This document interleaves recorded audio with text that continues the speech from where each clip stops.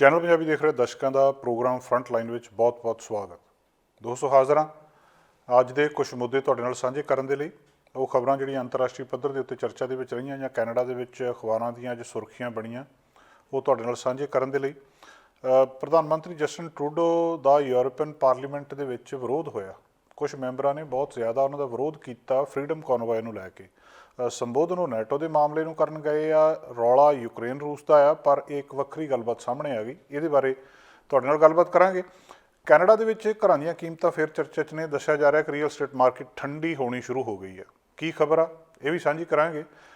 Canada ਤੇਲ ਦਾ ਉਤਪਾਦਨ ਵਧਾ ਰਿਹਾ, ਕਿਉਂਕਿ ਦੂਜੇ ਪਾਸੇ ਯੂਕਰੇਨ ਅਤੇ ਰਸ਼ੀਆ ਦਾ ਜਦੋਂ ਸੰਕਟ ਆ ਗਿਆ, ਦੁਨੀਆ ਇਸ ਵੇਲੇ ਦੇਖ ਰਹੀ ਵੀ ਤੇਲ ਲੈਣਾ ਕਿੱਥੋਂ ਆ। ਕੈਨੇਡਾ ਦੇ ਕੋਲੇ ਪਾਵਰ ਆ ਕਿ ਇਹ ਵਧਾ ਸਕਦਾ ਆਪਣੀ ਪ੍ਰੋਡਕਸ਼ਨ, ਉਹ ਕਰ ਰਿਹਾ। ਟੋਰਾਂਟੋ ਦੇ ਮੇਅਰ ਜੌਨ ਟੋਰੀ ਤੀਜੀ ਵਾਰੀ ਇਲੈਕਸ਼ਨ ਲੜ ਰਹੇ ਆ ਅਤੇ ਲੱਗਦਾ ਕਿ ਉਹ ਸਭ ਤੋਂ ਲੰਬਾ ਸਮਾਂ ਕੰਮ ਕਰਨ ਵਾਲੇ ਮੇਅਰ ਬਣ ਜਾਣਗੇ ਜੇ ਜਿੱਤਦੇ ਆ ਤਾਂ। ਵਿਸ਼ਵ ਸਿਹਤ ਸੰਸਥਾ ਨੇ ਕੈਨੇਡਾ ਦੀ ਵੈਕਸੀਨ ਨੂੰ ਮਨਜ਼ੂਰੀ ਨਹੀਂ ਦਿੱਤੀ। ਇੱਕੋ ਇੱਕ ਵੈਕਸੀਨ ਕੈਨੇਡਾ ਨੇ ਬਣਾਈ ਆਪਣੀ ਤਰ੍ਹਾਂ ਦੀ, ਉਹਨੂੰ ਮਨਜ਼ੂਰੀ ਨਹੀਂ ਮਿਲੀ। ਕੀ ਕਾਰਨ ਆ ਇਹ ਵੀ ਦੇਖਾਂਗੇ। ਉੱਧਰ ਰੂਸ ਯੂਕਰੇਨ ਯੁੱਧ ਦਾ 30ਵਾਂ ਦਿਨ ਅੱਜ ਹੋ ਗਿਆ। 30 ਦਿਨਾਂ ਦੇ ਵਿੱਚ ਕੀ ਹੋਇਆ, ਅੱਜ ਕੀ ਹਾਲਤ ਆ, ਇਹ ਵੀ ਗੱਲਬਾਤ ਕਰਾਂਗੇ। ਇੱਕ ਤੁਹਾਡੇ ਨਾਲ ਰਿਸਰਚ ਸਾਂਝੀ ਕਰਨੀ ਆ। ਅਮਰੀਕਾ ਤੋਂ ਜਿਹੜੀ ਰਿਸਰਚ ਆਈ ਆ ਕਿ ਆਵਾਜ਼ ਪ੍ਰਦੂਸ਼ਣ ਦੇ ਨਾਲ ਹਾਰਟ ਅਟੈਕ ਵੱਧਦਾ, ਕਿ ਜੇ ਤੁਸੀਂ ਉਸ ਰੋਡ ਦੇ ਉੱਤੇ ਰਹਿ ਰਹੇ ਹੋ ਜਿੱਥੇ ਕਾਰਾਂ ਬੱਸਾਂ ਜ਼ਿਆਦਾ ਲੰਘਦੀਆਂ ਜਾਂ ਸ਼ੋਰ ਆ, ਤਾਂ ਹਾਰਟ ਅਟੈਕ ਦੇ ਚਾਂਸ ਜ਼ਿਆਦਾ ਹੋ ਜਾਂਦੇ ਆ। ਪ੍ਰੋਗਰਾਮ ਦੇ ਆਖਰ ਵਿੱਚ ਖਾਲਸਾ ਕ੍ਰੈਡਿਟ ਯੂਨੀਅਨ ਤੋਂ ਕੁਲਦੀਪ ਸਿੰਘ ਸਿੱਧੂ ਹੁਣਾਂ ਨਾਲ ਗੱਲਬਾਤ ਕਰਨੀ ਕ੍ਰੈਡਿਟ ਸਕੋਰ ਬਾਰੇ। ਕ੍ਰੈਡਿਟ ਕਾਰਡ ਕਿੰਨੇ ਰੱਖਣੇ ਚਾਹੀਦੇ, ਕ੍ਰੈਡਿਟ ਸਕੋਰ ਕਿੰਨਾ ਹੋਣਾ ਚਾਹੀਦਾ, ਇਹਦੇ ਸੰਬੰਧੀ ਕੁਝ ਮਹੱਤਵਪੂਰਨ ਗੱਲਾਂ ਬਾਤਾਂ ਆਪਾਂ ਸਰਦਾਰ ਕੁਲਦੀਪ ਸਿੰਘ ਸਿੱਧੂ ਹੁਣਾਂ ਦੇ ਨਾਲ ਕਰਨੀਆਂ। ਪਹਿਲੀ ਖਬਰ ਜਿਹੜੀ ਅੱਜ ਕਾਫੀ ਚਰਚਾ ਦੇ ਵਿੱਚ ਰਹੀ ਆ ਕਿ ਯੂਰਪੀਅਨ ਪਾਰਲੀਮੈਂਟ ਦੇ ਬਹੁਤ ਸਾਰੇ ਜਿਹੜੇ ਮੈਂਬਰ ਸੀ, ਉਹਨਾਂ ਨੇ ਪ੍ਰਾਈਮ ਮਿਨਿਸਟਰ ਕੈਨੇਡਾ ਦੇ ਪ੍ਰਾਈਮ ਮਿਨਿਸਟਰ ਜਸਟਿਨ ਟਰੂਡੋ ਦੀ ਵਿਜ਼ਿਟ ਜਿਹੜੀ ਬਰਸਲਸ ਦੇ ਵਿੱਚ ਸੀਗੀ, ਉਹਨੂੰ ਇੱਕ ਉਹਨਾਂ ਨੇ ਮੌਕਾ ਲੱਭ ਲਿਆ ਕਿ ਇਹਨਾਂ ਨੂੰ ਕ੍ਰਿਟੀਸਾਈਜ਼ ਕੀਤਾ ਜਾਵੇ ਜਿਸ ਤਰੀਕੇ ਨਾਲ ਇਹਨਾਂ ਨੇ ਟਰੱਕਰਸ ਕਨਵੋਏ ਨੂੰ ਹੈਂਡਲ ਕੀਤਾ। ਇਹਦੀ ਆਲੋਚਨਾ ਹੋ ਰਹੀ ਆ। ਕੁਛ ਕੁ ਉੱਥੇ ਬੰਦੇ ਨੇ ਜਿਹੜੇ ਕਾਫੀ ਸੱਜੇ ਪੱਖੀ ਕਹੀ ਜਾਂਦੇ ਆ, ਐਕਸਟ੍ਰੀਮ ਸੱਜੇ ਪੱਖੀ ਉਹ ਬੰਦੇ ਆ, ਮੈਂਬਰ ਨੇ ਇਹਦੇ, ਅਤੇ ਉਹ 705 ਟੋਟਲ ਮੈਂਬਰ ਨੇ ਇਹਦੇ ਵਿੱਚ। ਅਤੇ ਇਹਨਾਂ ਦੇ ਵਿੱਚੋਂ ਇੱਕ ਮਿਸਲੈਵ ਕੋਲੈਕਸ, ਉਹ ਕਾਫੀ ਜ਼ਿਆਦਾ ਟਰੂਡੋ ਸਰਕਾਰ ਦੇ ਅਗੇਂਸਟ ਬੋਲੇ ਆ ਇਹਨਾਂ ਦੀ ਐਮਰਜੈਂਸੀ ਐਕਟ ਨੂੰ ਇਵੋਕ ਕਰਨ ਲਈ। ਤੁਹਾਨੂੰ ਯਾਦ ਹੋਊਗਾ ਕਿ ਜਦੋਂ ਉੱਥੇ ਓਟਵਾ ਦੇ ਵਿੱਚ ਟਰੱਕਰਸ ਪ੍ਰਦਰਸ਼ਨ ਕਰ ਰਹੇ ਸੀ ਇਹ ਸਾਰੇ ਕੁਛ ਦੇ ਖਿਲਾਫ, ਅਤੇ ਐਮਰਜੈਂਸੀ ਐਕਟ ਲਾਇਆ ਗਿਆ ਸੀ। ਇਹ ਪਹਿਲੀ ਵਾਰੀ ਐਮਰਜੈਂਸੀ ਐਕਟ ਦੀ ਵਰਤੋਂ ਕੀਤੀ ਗਈ ਸੀ। ਹੁਣ ਉਹਦਾ ਅਸਰ ਦੁਨੀਆ ਦੇ ਕਿਸ ਹਿੱਸੇ ਦੇ ਵਿੱਚ ਹੋ ਚੁੱਕਾ, ਔਰ ਕਿੱਥੇ ਕਿੱਥੇ ਲੋਕ ਬੈਠੇ ਕੀ ਸੋਚ ਰਹੇ, ਇਹਦਾ ਪਤਾ ਹੁਣ ਲੱਗ ਰਿਹਾ। ਜਦੋਂ ਯੂਰਪੀਅਨ ਪਾਰਲੀਮੈਂਟ ਦੇ ਵਿੱਚ ਜਾ ਕੇ ਪ੍ਰਧਾਨ ਮੰਤਰੀ ਜਸਟਿਨ ਟਰੂਡੋ ਸੰਬੋਧਨ ਕਰ ਰਿਹਾ, ਤਾਂ ਉਹ ਕਹਿੰਦੇ ਵੀ ਇਹ ਜਿਹੜਾ ਕੈਨੇਡਾ ਆ, ਉਹਦੇ ਜਿਹੜੇ ਸ਼ਬਦ ਨੇ ਉਸ ਮੈਂਬਰ ਦੇ, ਉਹ ਇਹ ਨੇ ਕਿ ਕੈਨੇਡਾ ਜਿਹੜਾ ਇੱਕ ਆਧੁਨਿਕ ਦੁਨੀਆ ਦਾ ਇੱਕ ਚਿੰਨ੍ਹ ਬਣ ਚੁੱਕਿਆ, ਮਾਡਰਨ ਵਰਲਡ ਦਾ ਇੱਕ ਸਿੰਬਲ ਬਣ ਚੁੱਕਿਆ, ਅਤੇ ਇਹ ਇਸ ਵੇਲੇ ਸਿਵਲ ਰਾਈਟ ਵਾਇਓਲੇਸ਼ਨ ਦਾ ਸਿੰਬਲ ਬਣ ਚੁੱਕਿਆ। ਕਿ ਇਹ ਸਿਵਲ ਰਾਈਟ ਵਾਇਓਲੇਸ਼ਨ ਉੱਥੇ ਹੋਈ ਹੈ। ਇਹ ਉੱਥੋਂ ਦੇ ਮੈਂਬਰ ਕਲਾਸਿਕ ਦਾ ਕਹਿਣਾ ਆ। ਉਹ ਇੰਡੀਪੈਂਡੈਂਟ ਨੇ ਉੱਥੇ, ਉਹਨਾਂ ਨੇ ਕਾਫੀ ਜ਼ਿਆਦਾ ਅਟੈਕ ਕੀਤਾ ਇਸ ਗੱਲ ਦੇ ਉੱਤੇ ਵੀ। ਜਸਟਿਨ ਟਰੂਡੋ ਦੇ ਉੱਤੇ ਉਹਨਾਂ ਨੇ ਸ਼ਬਦੀ ਹਮਲਾ ਕੀਤਾ ਵੀ ਜਿਹੜੇ ਬੈਂਕ ਅਕਾਊਂਟ ਫਰੀਜ਼ ਕੀਤੇ ਆ ਪ੍ਰੋਟੈਸਟ ਕਰਨ ਵਾਲਿਆਂ ਦੇ। ਸੋ ਇਹ ਜੋ ਕੁਛ ਇਸ ਤਰੀਕੇ ਦੇ ਨਾਲ ਹੋਇਆ। ਪਹਿਲਾਂ ਇਹਨਾਂ ਨੇ ਉੱਥੇ ਵੈਕਸੀਨ ਮੈਂਡੇਟ ਨੂੰ ਲੈ ਕੇ ਵੀ ਕਿਹਾ ਸੀ ਵੀ ਇਹ ਜਿਹੜਾ ਇਹਦਾ ਕੰਪੈਰੀਜ਼ਨ ਕੀਤਾ ਸੀਗਾ ਉਹਨਾਂ ਨੇ ਕਿ ਇਹ ਕੈਪੀਟਲ ਪਨਿਸ਼ਮੈਂਟ ਦੇ ਬਰਾਬਰ ਆ, ਅਤੇ ਕਿ ਜਿਹੜੇ ਟੈਨਸ ਆਫ ਥਾਊਜ਼ੈਂਡਸ ਆਫ ਯੂਰਪੀਅਨਸ ਨੇ ਉਹ ਮਰ ਗਏ ਆ ਇਹਦੇ ਨਾਲ, ਕੋਵਿਡ-19 ਵੈਕਸੀਨ ਦੇ ਨਾਲ। ਬਾਅਦ ਦੇ ਵਿੱਚ ਇਹਨੂੰ ਡਿਸਅਪਰੂਵ ਕਰ ਦਿੱਤਾ ਸੀ ਜਿਹੜੀ ਯੂਰਪੀਅਨ ਯੂਨੀਅਨ ਦੀ ਡਰੱਗ ਰੈਗੂਲੇਟਰ ਨੇ।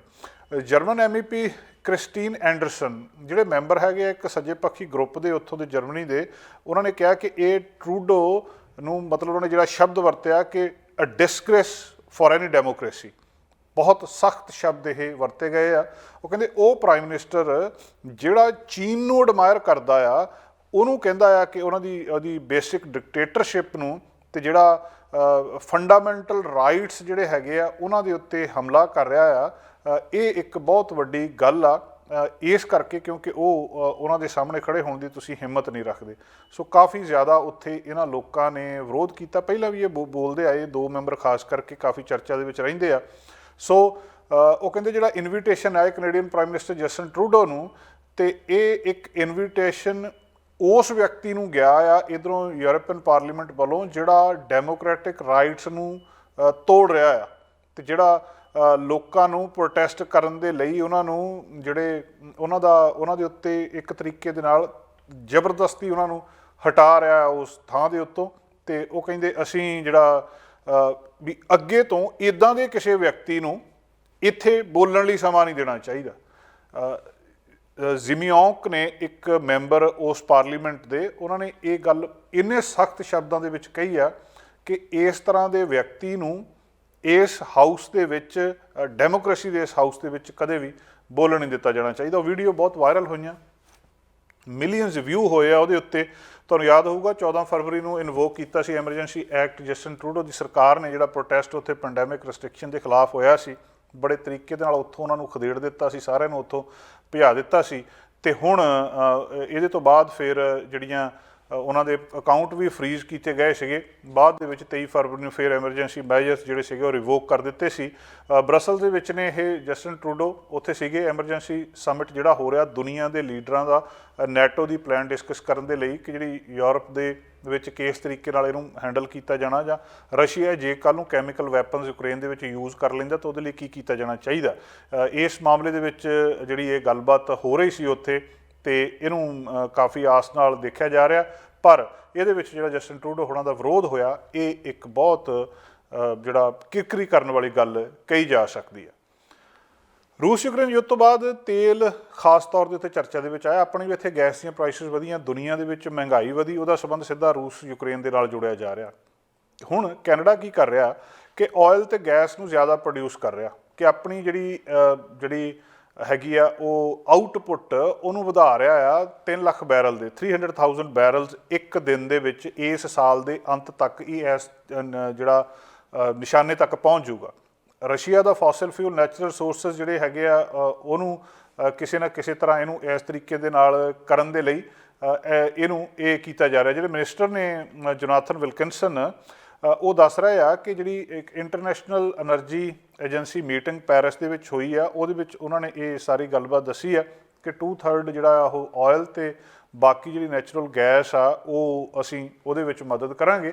ਕੈਨੇਡਾ ਦੇ ਜਿਹੜੇ ਯੂਰਪੀਅਨ ਫਰੈਂਡਸ ਨੇ, ਇਹ ਗੱਲ ਮਿਨਿਸਟਰ ਨੇ ਕਹੀ ਆ ਕਿ ਇਸ ਵੇਲੇ ਉਹ ਆਲੇ ਦੁਆਲੇ ਦੇਖ ਰਹੇ ਆ ਕਿ ਜਿਸ ਤਰੀਕੇ ਦੇ ਨਾਲ ਇਹਦੇ ਉੱਤੇ ਅਸਰ ਪਿਆ ਆ, ਤਾਂ ਹੁਣ ਘਰਾਂ ਦੇ ਵਿੱਚ ਹੀਟ ਹੋਵੇ, ਚਾਹੇ ਮੋਬਿਲਿਟੀ ਹੋਵੇ, ਵਹੀਕਲਸ ਹੋਵੇ, ਸਾਰੇ ਕੁਝ ਦੇ ਉੱਤੇ ਅਸਰ ਪਿਆ ਵੀ ਹੁਣ ਕੀ ਕੀਤਾ ਜਾਵੇ। ਰੂਸ ਦੇ ਉੱਤੇ ਪਾਬੰਦੀਆਂ ਲਾਤੀਆਂ, ਉੱਧਰੋਂ ਕੁਝ ਮੰਗਵਾਇਆ ਨਹੀਂ ਜਾ ਸਕਦਾ। ਜਿਹੜੀ ਇਕਨੋਮਿਕ ਸੈਂਕਸ਼ਨਸ ਲੱਗੀਆਂ ਉਹਦੇ ਨਾਲ ਜਿਹੜੇ ਵੈਸਟਰਨ ਅਲਾਈਜ਼ ਨੇ ਇਸ ਵੇਲੇ ਚਾਹੁੰਦੇ ਇਹ ਆ ਕਿ ਸਾਡੀ ਕਿਸੇ ਤਰ੍ਹਾਂ ਰੂਸ ਦੇ ਉੱਤੇ ਨਿਰਭਰਤਾ ਘਟ ਜੇ, ਕਿ ਸਾਨੂੰ ਰੂਸ ਤੋਂ ਤੇਲ ਨਾ ਲੈਣਾ ਪਵੇ। ਹੁਣ ਇਹ ਕੰਮ ਦੋ ਦੇਸ਼ ਕਰ ਸਕਦੇ, ਜਾਂ ਕੈਨੇਡਾ ਕਰ ਸਕਦਾ ਅਤੇ ਜਾਂ ਯੂਨਾਈਟਿਡ ਸਟੇਟਸ ਕਰ ਸਕਦਾ। ਇਹ ਪਹਿਲਾਂ ਹੀ ਬਹੁਤ ਘੱਟ ਜਿਹੜਾ ਇੰਪੋਰਟ ਕਰਦੇ ਆ, ਅਤੇ ਯੂਰਪ ਇਸ ਵੇਲੇ ਜਿਹੜਾ ਬਹੁਤਾ ਰਸ਼ੀਆ ਦੇ ਉੱਤੇ ਰਿਲਾਈ ਕਰਦਾ, ਉਹਦੇ ਉੱਤੇ ਨਿਰਭਰ ਕਰਦਾ ਆ। ਇਹਦੀ ਜਿਹੜੀ ਆਇਲ ਸਪਲਾਈ ਦਾ 1/4 ਅਤੇ 40% ਦੀ ਗੈਸ ਉੱਧਰ ਕਰਦਾ ਆ, ਉਹ ਇੱਧਰਲੇ ਪਾਸੇ ਆ ਸਕਦਾ ਹੈ। ਕੈਨੇਡਾ ਇਸ ਮਾਮਲੇ ਦੇ ਵਿੱਚ ਮਦਦ ਕਰ ਸਕਦਾ ਹੈ। European union 380 million cubic meters natural gas ਅਤੇ 2.3 ਜਿਹੜੇ ਮਿਲੀਅਨ ਬੈਰਲ ਆਇਲ ਰਸ਼ੀਆ ਤੋਂ ਰੋਜ਼ 2021 ਦੇ ਵਿੱਚ ਮੰਗਵਾਉਂਦਾ ਰਿਹਾ, ਉੱਥੋਂ ਉਹਨੂੰ ਉਹ ਲੈਂਦੇ ਰਹੇ ਆ। ਹੁਣ ਕੈਨੇਡਾ ਉਹਨੂੰ ਰਿਪਲੇਸ ਕਰਨ ਦੇ ਲਈ ਮਤਲਬ 5% ਜਿਹੜੀ ਗੈਸ ਅਤੇ 10% ਤੋਂ ਘੱਟ ਰਸ਼ੀਆ ਦੇ ਆਇਲ ਇੰਪੋਰਟਸ ਨੂੰ ਅਸਰ ਪਾ ਸਕਦਾ। ਮਤਲਬ ਉਹਨਾਂ ਤਾਂ ਨਹੀਂ ਕਰ ਸਕਦਾ, ਪਰ ਉਹਦੀ ਕੁਛ ਮਦਦ ਜ਼ਰੂਰ ਕੀਤੀ ਜਾ ਸਕਦੀ ਹੈ। ਮਿਨਿਸਟਰ ਵਿਲਕਿਨਸਨ ਨੇ ਗੱਲਬਾਤ ਕੀਤੀ ਆ ਕਿ ਜਿਹੜੀ ਕੈਨੇਡੀਅਨ ਪ੍ਰੋਡਕਸ਼ਨ ਆ, ਇਹ ਰਸ਼ੀਅਨ ਫਿਊਲ ਨੂੰ ਰਿਪਲੇਸ ਕਰ ਸਕਦੀ ਆ, ਕਿ ਓਵਰਆਲ ਜਿਹੜੀ ਗ੍ਰੀਨ ਹਾਊਸ ਗੈਸ ਐਮਿਸ਼ਨ ਆ ਉਹਨੂੰ ਵੀ ਘਟਾਇਆ ਜਾ ਸਕਦਾ। ਸੋ ਇਸ ਪਾਸੇ ਨੂੰ ਹੁਣ ਗੱਲਾਂ ਬਾਤਾਂ ਚੱਲ ਰਹੀਆਂ ਕਿ ਕਲਾਈਮੇਟ ਚੇਂਜ ਕਿਸ ਤਰ੍ਹਾਂ ਹੋਣੀ ਆ, ਅਤੇ ਇਹਦੇ ਵਿੱਚ ਹੁਣ ਕੀ ਕੀਤਾ ਜਾਣਾ ਚਾਹੀਦਾ। ਜਿਹੜਾ ਕੈਨੇਡਾ ਆ, ਇਹ ਕਿਸ ਤਰੀਕੇ ਦੇ ਨਾਲ ਆਪਣੀ ਆਇਲ ਪ੍ਰੋਡਕਸ਼ਨ ਵਧਾ ਸਕਦਾ ਆ। ਇਨਫਰਾਸਟਰਕਚਰ ਹੈਗਾ ਜਿਹੜਾ, ਇਹਦੇ ਕੋਲ ਇਨਫਰਾਸਟਰਕਚਰ ਓਨਾ ਨਹੀਂ ਹੈ ਕਿ ਜਿਹੜਾ ਇਹ ਗੈਸ ਅਤੇ ਆਇਲ ਸਿੱਧਾ ਯੂਰਪ ਨੂੰ ਡਾਇਰੈਕਟਲੀ ਸ਼ਿਪ ਕਰ ਸਕੇ। ਕੈਨੇਡਾ ਦੇ ਕੋਲ ਇਹ ਜਿਹੜੀਆਂ ਐਗਜ਼ਿਸਟਿੰਗ ਪਾਈਪਲਾਈਨਸ ਆ ਇਸ ਵੇਲੇ ਯੂਨਾਈਟਿਡ ਸਟੇਟਸ ਨੂੰ ਜਾਂਦੀਆਂ ਆ, ਕੀਸਟੋਨ ਪਾਈਪਲਾਈਨ ਆ, ਉਹਦੇ ਥਰੂ ਇਹ ਜਾਂਦਾ ਆ। ਅਤੇ ਹੁਣ ਯੂਨਾਈਟਿਡ ਸਟੇਟਸ ਵੀ ਇਸ ਰੂਟ ਦੇ ਉੱਤੇ ਐਗਰੀ ਕਰਦਾ ਹੈ। ਜਿਹੜੀ ਗਲਫ ਆਫ ਮੈਕਸੀਕੋ ਆ, ਉੱਥੋਂ ਫਿਰ ਯੂਰਪ ਨੂੰ ਐਕਸਪੋਰਟ ਕੀਤਾ ਜਾ ਸਕਦਾ, ਜਾਂ ਇਹਨੂੰ ਕੱਚਾ ਅਤੇ ਜਾਂ ਰਿਫਾਈਨ ਕਰਕੇ। ਸੋ ਇੱਕ ਤਰੀਕਾ ਜਿਹੜਾ ਲੱਭ ਲਿਆ ਆ। ਮਿਸਟਰ ਵਿਲਕਿਨਸਨ ਨੇ ਕਿਹਾ ਕਿ ਅਸੀਂ ਬਹੁਤ ਓਪਨ ਆ ਇਸ ਡਿਸਕਸ਼ਨ ਦੇ ਲਈ, ਕਿ ਇਹਦੇ ਉੱਤੇ ਗੱਲਬਾਤ ਹੋ ਸਕਦੀ ਆ ਕਿਸ ਤਰੀਕੇ ਦੇ ਨਾਲ ਅਸੀਂ ਇੱਥੇ ਪ੍ਰੋਡਕਸ਼ਨ ਵਧਾਉਣੀ ਹੈ। ਬਾਕੀ ਦੁਨੀਆ ਨੂੰ ਜਿੰਨਾ ਕੁ ਕੈਨੇਡਾ ਵੱਧ ਤੇਲ ਪ੍ਰੋਡਿਊਸ ਕਰਕੇ ਦੇ ਸਕਦਾ ਆ, ਉਹਨਾਂ ਕੀ ਜ਼ਿਆਦਾ, ਉਹਨਾਂ ਮੈਕਸੀਮਮ ਇਹ ਦੇਣ ਦੇ ਕਾਬਲ ਆ, ਅਤੇ ਦੇਣ ਦੇ ਲਈ ਹੁਣ ਸਹਿਮਤ ਆ। ਯੂਰਪ ਇਸ ਵੇਲੇ ਨੰਬਰ ਆਫ ਆਪਸ਼ਨਸ ਦੇਖ ਰਿਹਾ ਦੂਜੇ ਪਾਸੇ ਵੀ ਕਿਸੇ ਤਰ੍ਹਾਂ ਦੀ ਗੈਸ ਦੀ ਪ੍ਰੋਡਕਸ਼ਨ ਘਟਾ ਦਈਏ, ਕਿਸੇ ਤਰ੍ਹਾਂ ਵਿੰਡ ਜਾਂ ਜਿਹੜੀ ਸੋਲਰ ਪ੍ਰੋਜੈਕਟਸ ਆ ਉਹਨਾਂ ਨੂੰ ਵਧਾ ਦਈਏ, ਜਿਹੜੀ ਬਾਇਓ ਐਨਰਜੀ ਆ ਉਹਨੂੰ ਲੈ ਲਈਏ, ਜਿਹੜੇ ਨਿਊਕਲੀਅਰ ਪਾਵਰ ਪਲਾਂਟ ਆ ਉਹਨਾਂ ਨੂੰ ਸ਼ਟ ਡਾਊਨ ਨਾ ਕਰੀਏ, ਹੀਟ ਪੰਪਸ ਨੂੰ ਜਿਹੜਾ ਉਹਦਾ ਯੂਜ਼ ਆ ਉਹ ਜ਼ਿਆਦਾ ਕਰ ਲਈਏ ਕਿ ਇਸ ਵੇਲੇ ਵਕਤੀ ਤੌਰ ਦੇ ਉੱਤੇ ਤਾਂ ਉਹਨਾਂ ਨੂੰ ਕਿਤੇੋਂ ਗੈਸ ਜਾਂ ਆਇਲ ਲੈਣਾ ਪਊਗਾ, ਪਰ ਲੌਂਗ ਟਰਮ ਦੇ ਵਿੱਚ ਯੂਰਪ ਬਾਕੀ ਦੇਸ਼ਾਂ ਨੂੰ ਇਹ ਸੋਚ ਰਿਹਾ ਕਿ ਸਾਨੂੰ ਕਿਸੇ ਦੇ ਉੱਤੇ ਡਿਪੈਂਡ ਨਾ ਕਰਨਾ ਪਵੇ। ਜਿਹੜੇ ਸਾਡੇ ਕਨਵੈਨਸ਼ਨਲ ਸੋਰਸਸ ਹੈਗੇ ਆ એનર્ਜੀ ਦੇ, ਜਿਹੜਾ ਕੋਲਾ ਆ, ਪੈਟਰੋਲੀਅਮ ਆ, ਤੇਲ ਆ, ਕਰੂਡ ਆਇਲ ਆ, ਹੋਰ ਸਾਰਾ ਕੁਛ ਆ, ਉਹਦੀ ਥਾਂ ਦੇ ਉੱਤੇ ਅਲਟਰਨੇਟਿਵ ਸੋਰਸਸ ਦੇ ਉੱਤੇ ਡਿਪੈਂਡ ਕੀਤਾ ਜਾਵੇ ਕਿ ਵਿੰਡ ਮਿਲ ਲਾਈਆਂ ਜਾਣ, ਹਵਾ ਦੇ ਨਾਲ ਉਹ ਪੌਣ ਚੱਕੀਆਂ ਜਿਹੀਆਂ ਚੱਲਦੀਆਂ, ਉਹਦੇ ਨਾਲ ਬਿਜਲੀ ਬਣੀ ਜਾਵੇ। ਕੁਛ ਨਾ ਕੁਛ ਉੱਧਰਲੇ ਪਾਸੇ ਨੂੰ ਹੁਣ ਸੋਚਣਾ ਸ਼ੁਰੂ ਹੋ ਗਿਆ। ਆਉਣ ਵਾਲੇ ਸਮੇਂ ਦੇ ਵਿੱਚ ਇਸ ਪਾਸੇ ਨੂੰ ਗੱਲਬਾਤ ਹੋਰ ਜ਼ਿਆਦਾ ਵਧਣ ਦੀ ਆਸ ਆ। ਟੋਰਾਂਟੋ ਦੇ ਮੇਅਰ ਜੌਨ ਟੋਰੀ ਇਸ ਵੇਲੇ ਪਲਾਨ ਕਰ ਰਹੇ ਆ ਕਿ ਉਹ ਤੀਜੀ ਵਾਰ ਇਲੈਕਸ਼ਨ ਲੜਨ, ਜਿੱਤਣ ਅਤੇ ਸਭ ਤੋਂ ਵੱਧ ਜਿਹੜੇ ਲੌਂਗੈਸਟ ਸਰਵਿੰਗ ਮੇਅਰ ਆ ਉਹ ਇੱਥੇ ਬਣ ਜਾਣ। ਅਗਲੇ ਮਿਊਨਿਸਪਲ ਇਲੈਕਸ਼ਨ ਦੇ ਵਿੱਚ ਚੋਣ ਲੜ ਰਹੇ ਆ। ਕਾਰਨ ਉਹਨਾਂ ਨੇ ਇੱਕ ਹੀ ਦੱਸਿਆ, ਉਹ ਕਹਿੰਦੇ ਵੀ ਮੈਨੂੰ ਆਪਣੇ ਕੰਮ ਨਾਲ ਪਿਆਰ ਆ, ਮੈਂ ਇਸ ਕੰਮ ਨੂੰ ਪਿਆਰ ਕਰਦਾ ਹਾਂ, ਮੈਂ ਇਸ ਸ਼ਹਿਰ ਨੂੰ ਪਿਆਰ ਕਰਦਾ ਹਾਂ। ਅੱਜ ਫਰਾਈਡੇ ਨੂੰ ਉਹਨਾਂ ਨੇ ਟੋਰਾਂਟੋ ਸਿਟੀ ਹਾਲ, ਜਿਹੜੀ ਸਿਟੀ ਹਾਲ ਦੇ ਵਿੱਚ ਗੱਲਬਾਤ ਦੱਸੀ ਆ। 67 ਸਾਲ ਇਹਨਾਂ ਦੀ ਉਮਰ ਆ। ਹੁਣ ਅਨਾਊਂਸਮੈਂਟ ਉਹਨਾਂ ਨੇ ਲਗਭਗ ਕਰ ਦਿੱਤੀ ਹੈ ਇਸ ਗੱਲ ਦੀ ਕਿ ਮੈਂ ਇਲੈਕਸ਼ਨ ਲੜ ਰਿਹਾ ਹਾਂ। ਅਕਤੂਬਰ ਦੇ ਵਿੱਚ ਇਲੈਕਸ਼ਨ ਹੋਣੀ ਆ ਅਤੇ ਰਜਿਸਟ੍ਰੇਸ਼ਨ ਜਿਹੜੀ ਆ ਮਈ ਦੇ ਵਿੱਚ ਖੁੱਲ੍ਹ ਜਾਣੀ ਆ। ਅਤੇ ਉਹ ਕਹਿੰਦੇ ਮੈਂ ਮੇਅਰ ਦੇ ਲਈ ਇੱਕ ਹੋਰ ਟਰਮ ਲੜਨਾ ਚਾਹੁੰਦਾ ਆ, ਕਿਉਂਕਿ ਇਸ ਵੇਲੇ ਟੋਰਾਂਟੋ ਨੂੰ ਇੱਕ ਐਕਸਪੀਰੀਅੰਸਡ ਲੀਡਰ ਦੀ ਲੋੜ ਆ। ਉਹ ਬੰਦਾ ਜਿਹਦੇ ਕੋਲ ਤਜਰਬਾ ਹੋਵੇ, ਜਿਹੜਾ ਕੰਮ ਸਖਤ ਮਿਹਨਤ ਕਰ ਸਕਦਾ ਹੋਵੇ, ਅਤੇ ਜਿਹੜਾ ਦੋਵੇਂ ਪ੍ਰੋਵਿੰਸ਼ੀਅਲ ਅਤੇ ਜਿਹੜੀ ਫੈਡਰਲ ਸਰਕਾਰ ਆ ਉਹਨਾਂ ਦੇ ਨਾਲ ਉਹਦਾ ਰਾਬਤਾ ਟਰੈਕ ਦੇ ਉੱਤੇ ਸਹੀ ਹੋਵੇ। ਅਤੇ ਉਹ ਕਹਿੰਦੇ ਉਹ ਮੈਨੂੰ ਆਪਣੇ ਕੰਮ ਦੇ ਨਾਲ ਪਿਆਰ ਵੀ ਆ, ਮੇਰੇ ਕੋਲ ਤਜਰਬਾ ਵੀ ਆ, ਅਤੇ ਮੈਂ ਚਾਹੁੰਦਾ ਕਿ ਮੈਂ ਉਹ ਸ਼ਹਿਰ, ਜਿਸ ਸ਼ਹਿਰ ਨੂੰ ਪਿਆਰ ਕਰਦਾ, ਉਹਨੂੰ ਵੱਧ ਤੋਂ ਵੱਧ ਦੇ ਸਕਾਂ। ਸੋ ਕਹਿੰਦੇ ਅਸੀਂ ਆਪਣੀ ਜਿਹੜੀ ਪ੍ਰੋਗਰੈਸ ਆ ਉਹਨੂੰ ਕੰਟੀਨਿਊ ਕਰਨਾ ਚਾਹੁੰਦੇ ਹਾਂ, ਅਤੇ ਇਹ ਸਾਰੀਆਂ ਗੱਲਾਂ ਨੂੰ ਧਿਆਨ ਵਿੱਚ ਰੱਖ ਕੇ ਅਸੀਂ ਜਿਹੜਾ ਡਿਸੀਜਨ ਲਿਆ ਆ। ਅਤੇ ਉਹ ਕਹਿੰਦੇ ਵੀ ਮੈਂ ਆਪਣੇ ਪਰਿਵਾਰ ਦੇ ਨਾਲ ਵੀ ਗੱਲਬਾਤ ਕੀਤੀ ਆ, ਉਹ ਵੀ ਇਸ ਫੈਕਟ ਨੂੰ ਸਮਝ ਰਹੇ ਆ, ਅਤੇ ਅਸੀਂ ਇਹ ਸਾਰੇ ਕੁਛ ਨੂੰ ਬਹੁਤ ਚੰਗੀ ਤਰ੍ਹਾਂ ਸੌਰਟ ਕਰ ਲਿਆ ਆ। ਅਤੇ ਹੁਣ ਹੌਲੀ ਹੌਲੀ ਉਹ ਕੀ ਪਲੇਟਫਾਰਮ ਦੇ ਵਿੱਚ ਲੈ ਕੇ ਆਉਂਦੇ ਆ। ਟੋਰਾਂਟੋ ਦੇ ਲੋਕ ਉਸੇ ਮੇਅਰ ਨੂੰ ਤੀਜੀ ਵਾਰੀ ਚੁਣਦੇ ਆ, ਅਤੇ ਸਭ ਤੋਂ ਲੰਬਾ ਸਮਾਂ ਜਿਹੜਾ ਉਹਨਾਂ ਦੇ ਟੈਨਿਓਰ ਆ ਉਹਦੇ ਬਣਨ ਵਾਲਾ ਇੱਕ ਮੇਅਰ ਬਣਾ ਦਿੰਦੇ ਆ। ਜਾਂ ਕੀ ਹੁੰਦਾ ਇਹ ਬਾਅਦ ਦੇ ਵਿੱਚ ਆ, ਪਰ ਹੁਣ ਤੋਂ ਹੀ ਜਿਹੜੀ ਜੋੜ ਤੋੜ ਥੋੜ੍ਹੇ ਬਹੁਤੇ ਅਨਾਊਂਸਮੈਂਟਾਂ ਸ਼ੁਰੂ ਹੋ ਗਈਆਂ ਆ। ਪਹਿਲੀ ਵਾਰੀ ਜੌਨ ਟੋਰੀ 2014 ਦੇ ਵਿੱਚ ਇਲੈਕਟ ਹੋਏ ਸੀ, ਮੁੜ ਕੇ 2018 ਦੇ ਵਿੱਚ ਦੁਬਾਰਾ ਇਲੈਕਟ ਹੋਏ ਸੀ, ਅਤੇ ਹੁਣ ਇਹ ਤੀਜੀ ਵਾਰੀ ਲੌਂਗੈਸਟ ਸਰਵਿੰਗ ਮੇਅਰ ਬਣਨ ਦੇ ਲਈ ਕੋਸ਼ਿਸ਼ ਕਰ ਰਹੇ ਆ। ਅਤੇ ਪਹਿਲਾਂ ਇਹਨਾਂ ਤੋਂ ਆਰਟ ਈਗਲਟਨ ਉਹ 1980 ਤੋਂ ਲੈ ਕੇ 1991 ਤੱਕ ਮੇਅਰ ਰਹੇ ਆ। ਔਰ ਇਹ ਇਲੈਕਸ਼ਨ ਜਿਹੜੀ ਮਿਊਨਿਸਪਲ ਇਲੈਕਸ਼ਨ ਹੈ ਟੋਰਾਂਟੋ ਦੀ, ਇਹ 24 ਅਕਤੂਬਰ ਨੂੰ ਹੋਣੀ ਹੈ। ਇਹਦੇ ਬਾਰੇ ਹੁਣ ਤੋਂ ਹੀ ਜਿਹੜੀ ਉੱਥੇ ਗੱਲਬਾਤ ਸ਼ੁਰੂ ਹੋ ਚੁੱਕੀ ਹੈ। ਕੈਨੇਡਾ ਨੇ ਆਪਣੀ ਪਹਿਲੀ ਵੈਕਸੀਨ ਬਣਾ ਲਈ, ਅਤੇ ਦੁਨੀਆ ਦੀ ਇਹ ਪਹਿਲੀ ਆਪਣੀ ਤਰ੍ਹਾਂ ਦੀ ਵੈਕਸੀਨ ਆ ਜਿਹੜੀ ਪਲਾਂਟ ਬੇਸਡ ਦੱਸੀ ਜਾ ਰਹੀ ਹੈ। ਹੈਲਥ ਕੈਨੇਡਾ ਨੇ ਇਹਨੂੰ ਮਨਜ਼ੂਰੀ ਵੀ ਦੇ ਦਿੱਤੀ, ਪਰ ਵਰਲਡ ਹੈਲਥ ਆਰਗੇਨਾਈਜੇਸ਼ਨ ਨੇ ਇਹਨੂੰ ਮਨਜ਼ੂਰੀ ਨਹੀਂ ਦਿੱਤੀ, ਇਹਨੂੰ ਅਪਰੂਵਲ ਨਹੀਂ ਦਿੱਤੀ। ਕੁਬੈਕ ਦੀ ਮੈਡੀਕੈਗੋ ਕੋਵਿਡ-19 ਵੈਕਸੀਨ ਨੂੰ ਐਮਰਜੈਂਸੀ ਯੂਜ਼ ਦੇ ਲਈ ਉੱਥੇ ਪੇਸ਼ ਕੀਤਾ ਗਿਆ ਸੀ। ਮਾਮਲਾ ਥੋੜ੍ਹਾ ਜਿਹਾ ਇਸ ਕੰਪਨੀ ਦੇ ਦੂਜੀਆਂ ਕੰਪਨੀਆਂ ਦੇ ਨਾਲ ਸੰਬੰਧ ਦੱਸੇ ਜਾ ਰਹੇ ਆ। ਸੰਬੰਧ ਉਹਨਾਂ ਕੰਪਨੀਆਂ ਦੇ ਨਾਲ ਆ ਜਿਹੜੀਆਂ ਟੋਬੈਕੋ ਦੇ ਬਿਜ਼ਨਸ ਵਿੱਚ ਨੇ, ਸਿਗਰਟ ਦੇ ਬਿਜ਼ਨਸ ਵਿੱਚ ਨੇ, ਜਾਂ ਹੋਰ ਥਾਵਾਂ ਦੇ ਉੱਤੇ ਨੇ।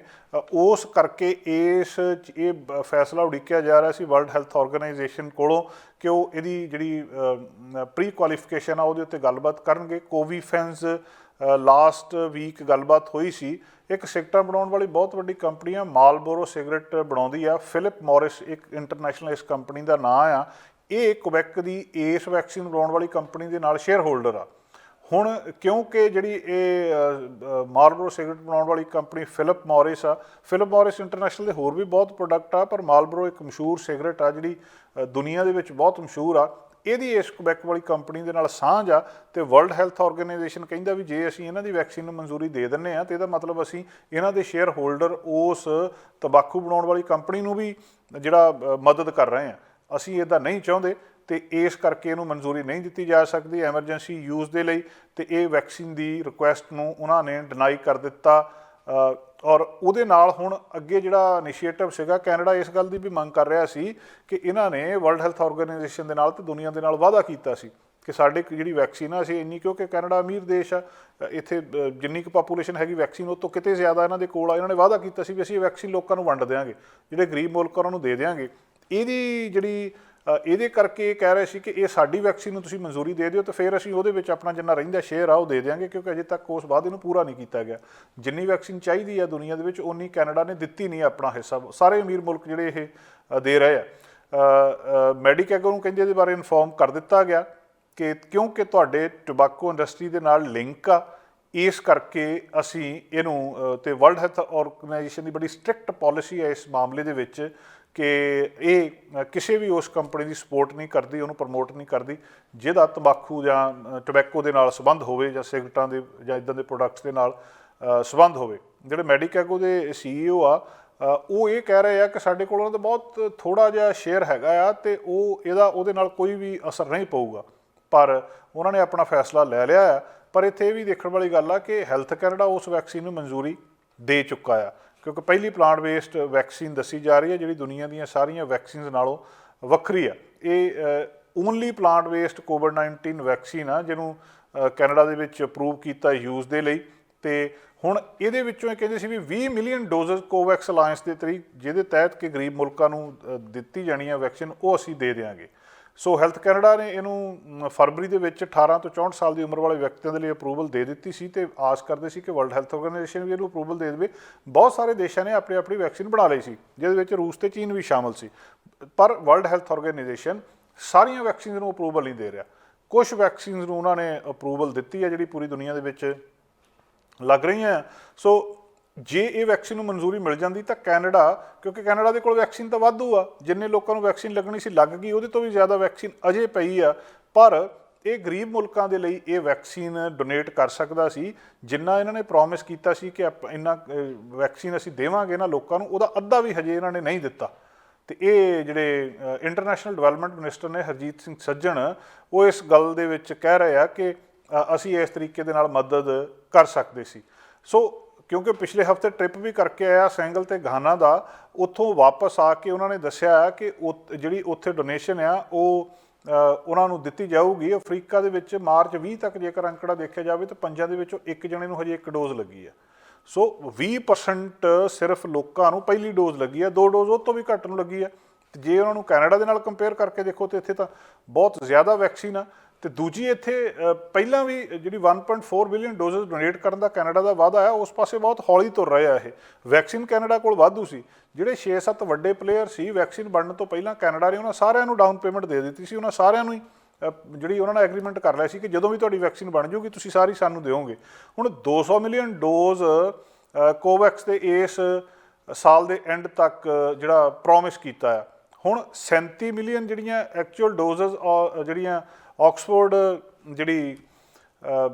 ਐਸਟਰਾਜ਼ੈਨੇਕਾ ਅਤੇ ਫਿਰ ਮੋਡਰਨਾ, ਜੌਨਸਨ ਅਤੇ ਦੂਜਾ ਜਿਹੜਾ ਇਹ ਪ੍ਰੋਮਿਸ ਕੀਤਾ ਗਿਆ ਸੀ ਇਹਦੇ ਨਾਲ ਹੀ ਜਿਹੜੀ $500 ਮਿਲੀਅਨ ਕੈਸ਼ ਕੋਵੈਕਸ ਨੂੰ ਦੇਣਾ ਸੀ ਤਾਂ ਕਿ ਹੋਰ ਕਿਤੇ ਉਹ ਖਰੀਦ ਸਕਣ।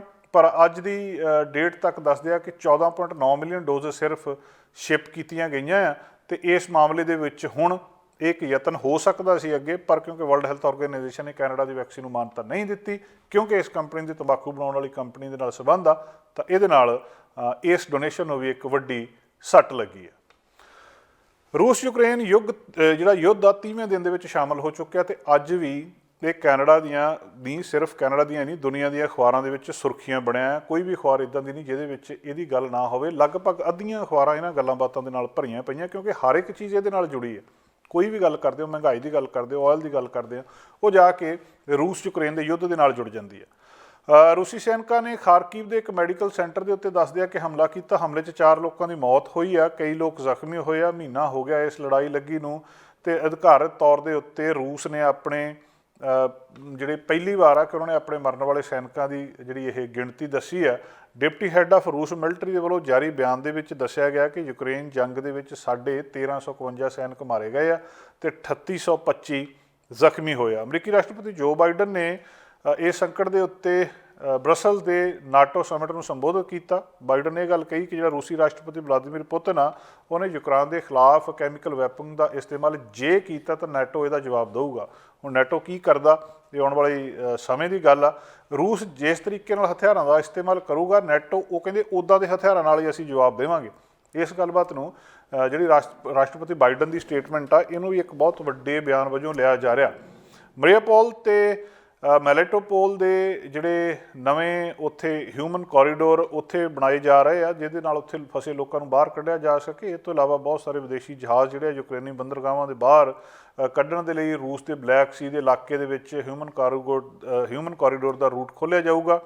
ਹੈਲਸਿੰਕੀ ਤੇ ਸੈਂਟ ਪੀਟਰਬਰਗ ਦੇ ਵਿੱਚ ਇਲੈਕਟ੍ਰੋ ਟ੍ਰੇਨ ਹੁਣ ਨਹੀਂ ਚੱਲੂਗੀ। ਫਿਨਲੈਂਡ ਦੀ ਜਿਹੜੀ ਰਾਸ਼ਟਰੀ ਰੇਲ ਸੇਵਾ ਇਹਦਾ ਸੰਚਾਲਨ ਬੰਦ ਕਰ ਰਹੀ ਆ ਤੇ ਰੂਸ ਤੇ ਯੂਰਪ ਦੇ ਵਿੱਚ ਚੱਲਣ ਵਾਲੀ ਆਖਰੀ ਇਹ ਡਾਇਰੈਕਟ ਟ੍ਰੇਨ ਸੀਗੀ ਜਿਹੜੀ ਹੁਣ ਨਹੀਂ ਚੱਲੂਗੀ। ਅਮਰੀਕਾ ਤੇ ਯੂਰਪੀਅਨ ਸੰਘ ਦੇ ਵਿੱਚ ਰੂਸੀ ਤੇਲ ਤੇ ਗੈਸ ਦੇ ਉੱਤੇ ਨਿਰਭਰ ਘੱਟ ਕਰਨ ਦੇ ਲਈ ਟਾਸਕ ਫੋਰਸ ਦੀ ਉਹਦਾ ਐਲਾਨ ਵੀ ਕੀਤਾ ਗਿਆ ਹੈ। ਯੂਕਰੇਨ ਨੇ ਕਿਹਾ ਕਿ ਹਮਲਾ ਸ਼ੁਰੂ ਹੋਣ ਤੋਂ ਬਾਅਦ ਰੂਸ ਨੇ 1200 ਕਰੂਜ਼ ਮਿਸਾਈਲਾਂ ਹੁਣ ਤੱਕ ਲਗਭਗ ਲਾਂਚ ਕਰ ਦਿੱਤੀਆਂ ਆ, ਜਿਹਦੇ ਵਿੱਚ 59% ਦਾ ਵਿਸਫੋਟ ਧਮਾਕਾ ਹੋਇਆ ਹੀ ਨਹੀਂ ਹੈ। G7 ਦੇਸ਼ਾਂ ਨੇ ਰੂਸ ਦੇ ਸੈਂਟਰਲ ਬੈਂਕ ਦੇ ਨਾਲ ਲੈਣ ਦੇਣ ਦੇ ਵਿੱਚ ਸੋਨੇ ਦਾ ਇਸਤੇਮਾਲ ਕਰਨ ਦੀ ਰੋਕ ਲਾ ਦਿੱਤੀ ਹੈ। ਸੋ ਇਹ ਲਗਾਤਾਰ ਗੱਲਾਂ ਬਾਤਾਂ ਇਸੇ ਤਰ੍ਹਾਂ ਚੱਲ ਰਹੀਆਂ ਨੇ। ਯੂਕਰੇਨ ਨੇ ਪਿਛਲੇ 24 ਘੰਟਿਆਂ ਦੇ ਵਿੱਚ 200 ਰੂਸੀ ਸੈਨਿਕਾਂ ਨੂੰ ਮਾਰਨ ਦਾ ਦਾਅਵਾ ਕੀਤਾ ਤੇ ਨਾਲ ਹੀ 12 ਟੈਂਕ ਤੇ 2 ਜਹਾਜ਼ ਤਬਾਹ ਕਰਨ ਦੀ ਗੱਲਬਾਤ ਵੀ ਕੀਤੀ ਆ। ਤੇ ਜਿਹੜਾ ਰੂਸੀ ਸੈਨਾ ਨੇ ਯੂਕਰੇਨ ਦਾ ਚੌਥਾ ਸਭ ਤੋਂ ਵੱਡਾ ਸ਼ਹਿਰ ਆ ਡਿਮਪਰੋ, ਉਹਦੇ ਵਿੱਚ ਮਿਲਟਰੀ ਫੈਸਿਲਿਟੀ ਦੇ ਉੱਤੇ 2 ਮਿਜ਼ਾਈਲਾਂ ਦਾਗੀਆਂ ਆ। ਲਗਾਤਾਰ ਇਹ ਹਮਲੇ ਹੋ ਰਹੇ ਆ, ਬਹੁਤ ਸਾਰੇ ਜਿਹੜੇ ਸਿਵਿਲੀਅਨ ਨੇ ਉਹਨਾਂ ਦੇ ਉੱਤੇ ਵੀ ਹੋ ਰਹੇ ਆ। ਦੂਜੇ ਪਾਸੇ ਕੈਨੇਡਾ ਜਿਹੜਾ ਇਹ ਵੀ ਯੂਕਰੇਨ ਨੂੰ ਹੋਰ ਹਥਿਆਰ ਭੇਜਣ ਦੇ ਲਈ ਗੱਲਬਾਤ ਕਰ ਰਿਹਾ। ਨੈਟੋ ਲੀਡਰਾਂ ਦੀ ਮੀਟਿੰਗ ਹੋਈ ਆ, ਉਹਦੇ ਵਿੱਚ ਕੈਨੇਡਾ ਨੇ ਕਿਹਾ ਵੀ ਅਸੀਂ ਯੂਕਰੇਨ ਨੂੰ ਹੋਰ ਹਥਿਆਰ ਦੇਵਾਂਗੇ। ਇਹ ਉਸ ਵੇਲੇ ਗੱਲਬਾਤ ਆਈ ਹੈ ਜਦੋਂ ਸਾਡੇ ਰੱਖਿਆ ਮੰਤਰੀ ਅਨੀਤਾ ਆਨੰਦ, ਡਿਫੈਂਸ ਮਿਨਿਸਟਰ, ਉਹਨਾਂ ਨੇ ਪਬਲਿਕਲੀ ਕਿਹਾ ਕਿ ਕੈਨੇਡੀਅਨ ਹੁਣ ਜਿਹੜਾ ਹੁਣ ਉਹਨਾਂ ਕੋਲ ਵਾਧੂ ਹਥਿਆਰਾਂ ਦਾ ਭੰਡਾਰ ਸੀਗਾ ਉਹ ਖਤਮ ਹੋ ਗਿਆ। ਤੇ ਪਰ ਜਸਟਿਨ ਟਰੂਡੋ ਹੋਰਾਂ ਨੇ ਕਿਹਾ ਵੀ ਸਾਡੇ ਕੋਲ ਜਿਹੜੀ ਵੀ ਸੰਭਵ ਮਦਦ ਹੋ ਸਕਦੀ ਹੈ ਅਸੀਂ ਉਸੇ ਤਰ੍ਹਾਂ ਜਾਰੀ ਰੱਖਾਂਗੇ, ਕਿਉਂਕਿ ਤੁਹਾਨੂੰ ਯਾਦ ਹੋਊਗਾ ਜਿਹੜੇ ਯੂਕਰੇਨੀਅਨ ਰਾਸ਼ਟਰਪਤੀ ਨੇ ਵਲੋਦੀਮੀਰ ਜ਼ੈਲੈਂਸਕੀ, ਉਹਨਾਂ ਨੇ ਕਿਹਾ ਸੀ ਕਿ ਸਾਨੂੰ ਹੋਰ ਹਥਿਆਰ ਚਾਹੀਦੇ ਆ। ਤੇ ਉਹਨਾਂ ਨੇ ਇਕੱਲੇ ਦੇਸ਼ਾਂ ਦੀ ਪਾਰਲੀਮੈਂਟਸ ਦੇ ਵਿੱਚ ਉਹਨਾਂ ਨੂੰ ਜਾ ਕੇ ਸੰਸਥਾ ਨੂੰ ਸੰਬੋਧਨ ਕਰਕੇ ਗੱਲਬਾਤ ਕਹੀ ਸੀ। ਹੁਣ ਕੈਨੇਡਾ ਜ਼ਿਆਦਾ ਮਦਦ ਕਰ ਰਿਹਾ ਆ, ਇਹ ਵੀ ਕਿ ਉਹਦੇ ਉੱਤੇ ਜ਼ਿਆਦਾ ਖਰਚਾ ਕਰਨ ਦੇ ਲਈ ਵੀ ਤਿਆਰ ਆ। 70 ਪਹਿਲਾਂ ਵੀ ਜਿਹੜਾ ਲਿਬਰਲ ਸਰਕਾਰ ਆ 2017 ਦੀ ਜਿਹੜੀ ਇਹਨਾਂ ਦੀ ਰੱਖਿਆ ਨੀਤੀ ਸੀਗੀ ਉਹਦੇ ਵਿੱਚ 10 ਸਾਲਾਂ ਦੇ ਵਿੱਚ ਮਿਲਟਰੀ ਦੇ ਉੱਤੇ 70% ਖਰਚ ਵਧਾਉਣ ਦੀ ਗੱਲਬਾਤ ਜਿਹੜੀ ਕੀਤੀ ਗਈ ਸੀ।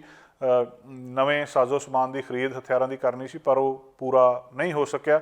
ਸੋ ਹੁਣ ਕੈਨੇਡਾ ਨੇ ਫਿਰ ਇੱਕ ਵਾਰੀ ਵਾਅਦਾ ਕੀਤਾ ਕਿ ਅਸੀਂ ਹੋਰ ਵੱਧ ਚੜ੍ਹ ਕੇ ਯੂਕਰੇਨ ਦੀ ਮਦਦ ਕਰ ਰਹੇ ਹਾਂ। ਅਮਰੀਕਾ ਦੇ ਵਿੱਚੋਂ ਇੱਕ ਰਿਸਰਚ ਸਾਹਮਣੇ ਆਈ ਆ ਕਿ ਜਿਹੜੇ ਲੋਕ ਰੌਲੇ ਰੱਪੇ ਵਾਲੇ ਸ਼ੋਰ ਸ਼ਰਾਬੇ ਵਾਲੇ ਇਲਾਕੇ ਦੇ ਵਿੱਚ ਰਹਿੰਦੇ ਆ ਉਹਨਾਂ ਨੂੰ ਇਹਦਾ ਨੁਕਸਾਨ ਹੋ ਸਕਦਾ। ਇੱਕ ਤਾਂ ਰੌਲਾ ਤੁਹਾਡੀਆਂ ਕੰਨਾਂ ਨੂੰ ਚੰਗਾ ਨਹੀਂ ਲੱਗਦਾ, ਵੈਸੇ ਡਿਸਟਰਬੈਂਸ ਹੁੰਦੀ ਹੈ, ਪਰ ਉਹਦੇ ਤੋਂ ਵੀ ਅੱਗੇ ਵੱਧ ਕੇ ਕਹਿੰਦੇ ਹਾਰਟ ਅਟੈਕ ਜ਼ਿਆਦਾ ਇਹਦੇ ਨਾਲ ਹੁੰਦੇ ਆ। ਜਿਹੜੇ ਲੋਕ ਜ਼ਿਆਦਾ ਨੋਇਸੀ ਏਰੀਆ ਜਿਵੇਂ ਕਾਰਾਂ ਚੱਲਦੀਆਂ, ਟ੍ਰੇਨਾਂ ਜਾਂਦੀਆਂ, ਜਿੱਥੇ ਜਹਾਜ਼ ਆ, ਉਹਨਾਂ ਨੂੰ ਹਾਰਟ ਅਟੈਕ ਦੇ ਚਾਂਸ ਵੱਧ ਜਾਂਦੇ ਆ ਉਹਨਾਂ ਲੋਕਾਂ ਦੇ ਮੁਕਾਬਲੇ ਜਿਹੜੇ ਚੁੱਪ ਚਾਂਦ ਵਾਲੇ ਇਲਾਕਿਆਂ ਦੇ ਵਿੱਚ ਰਹਿੰਦੇ ਆ।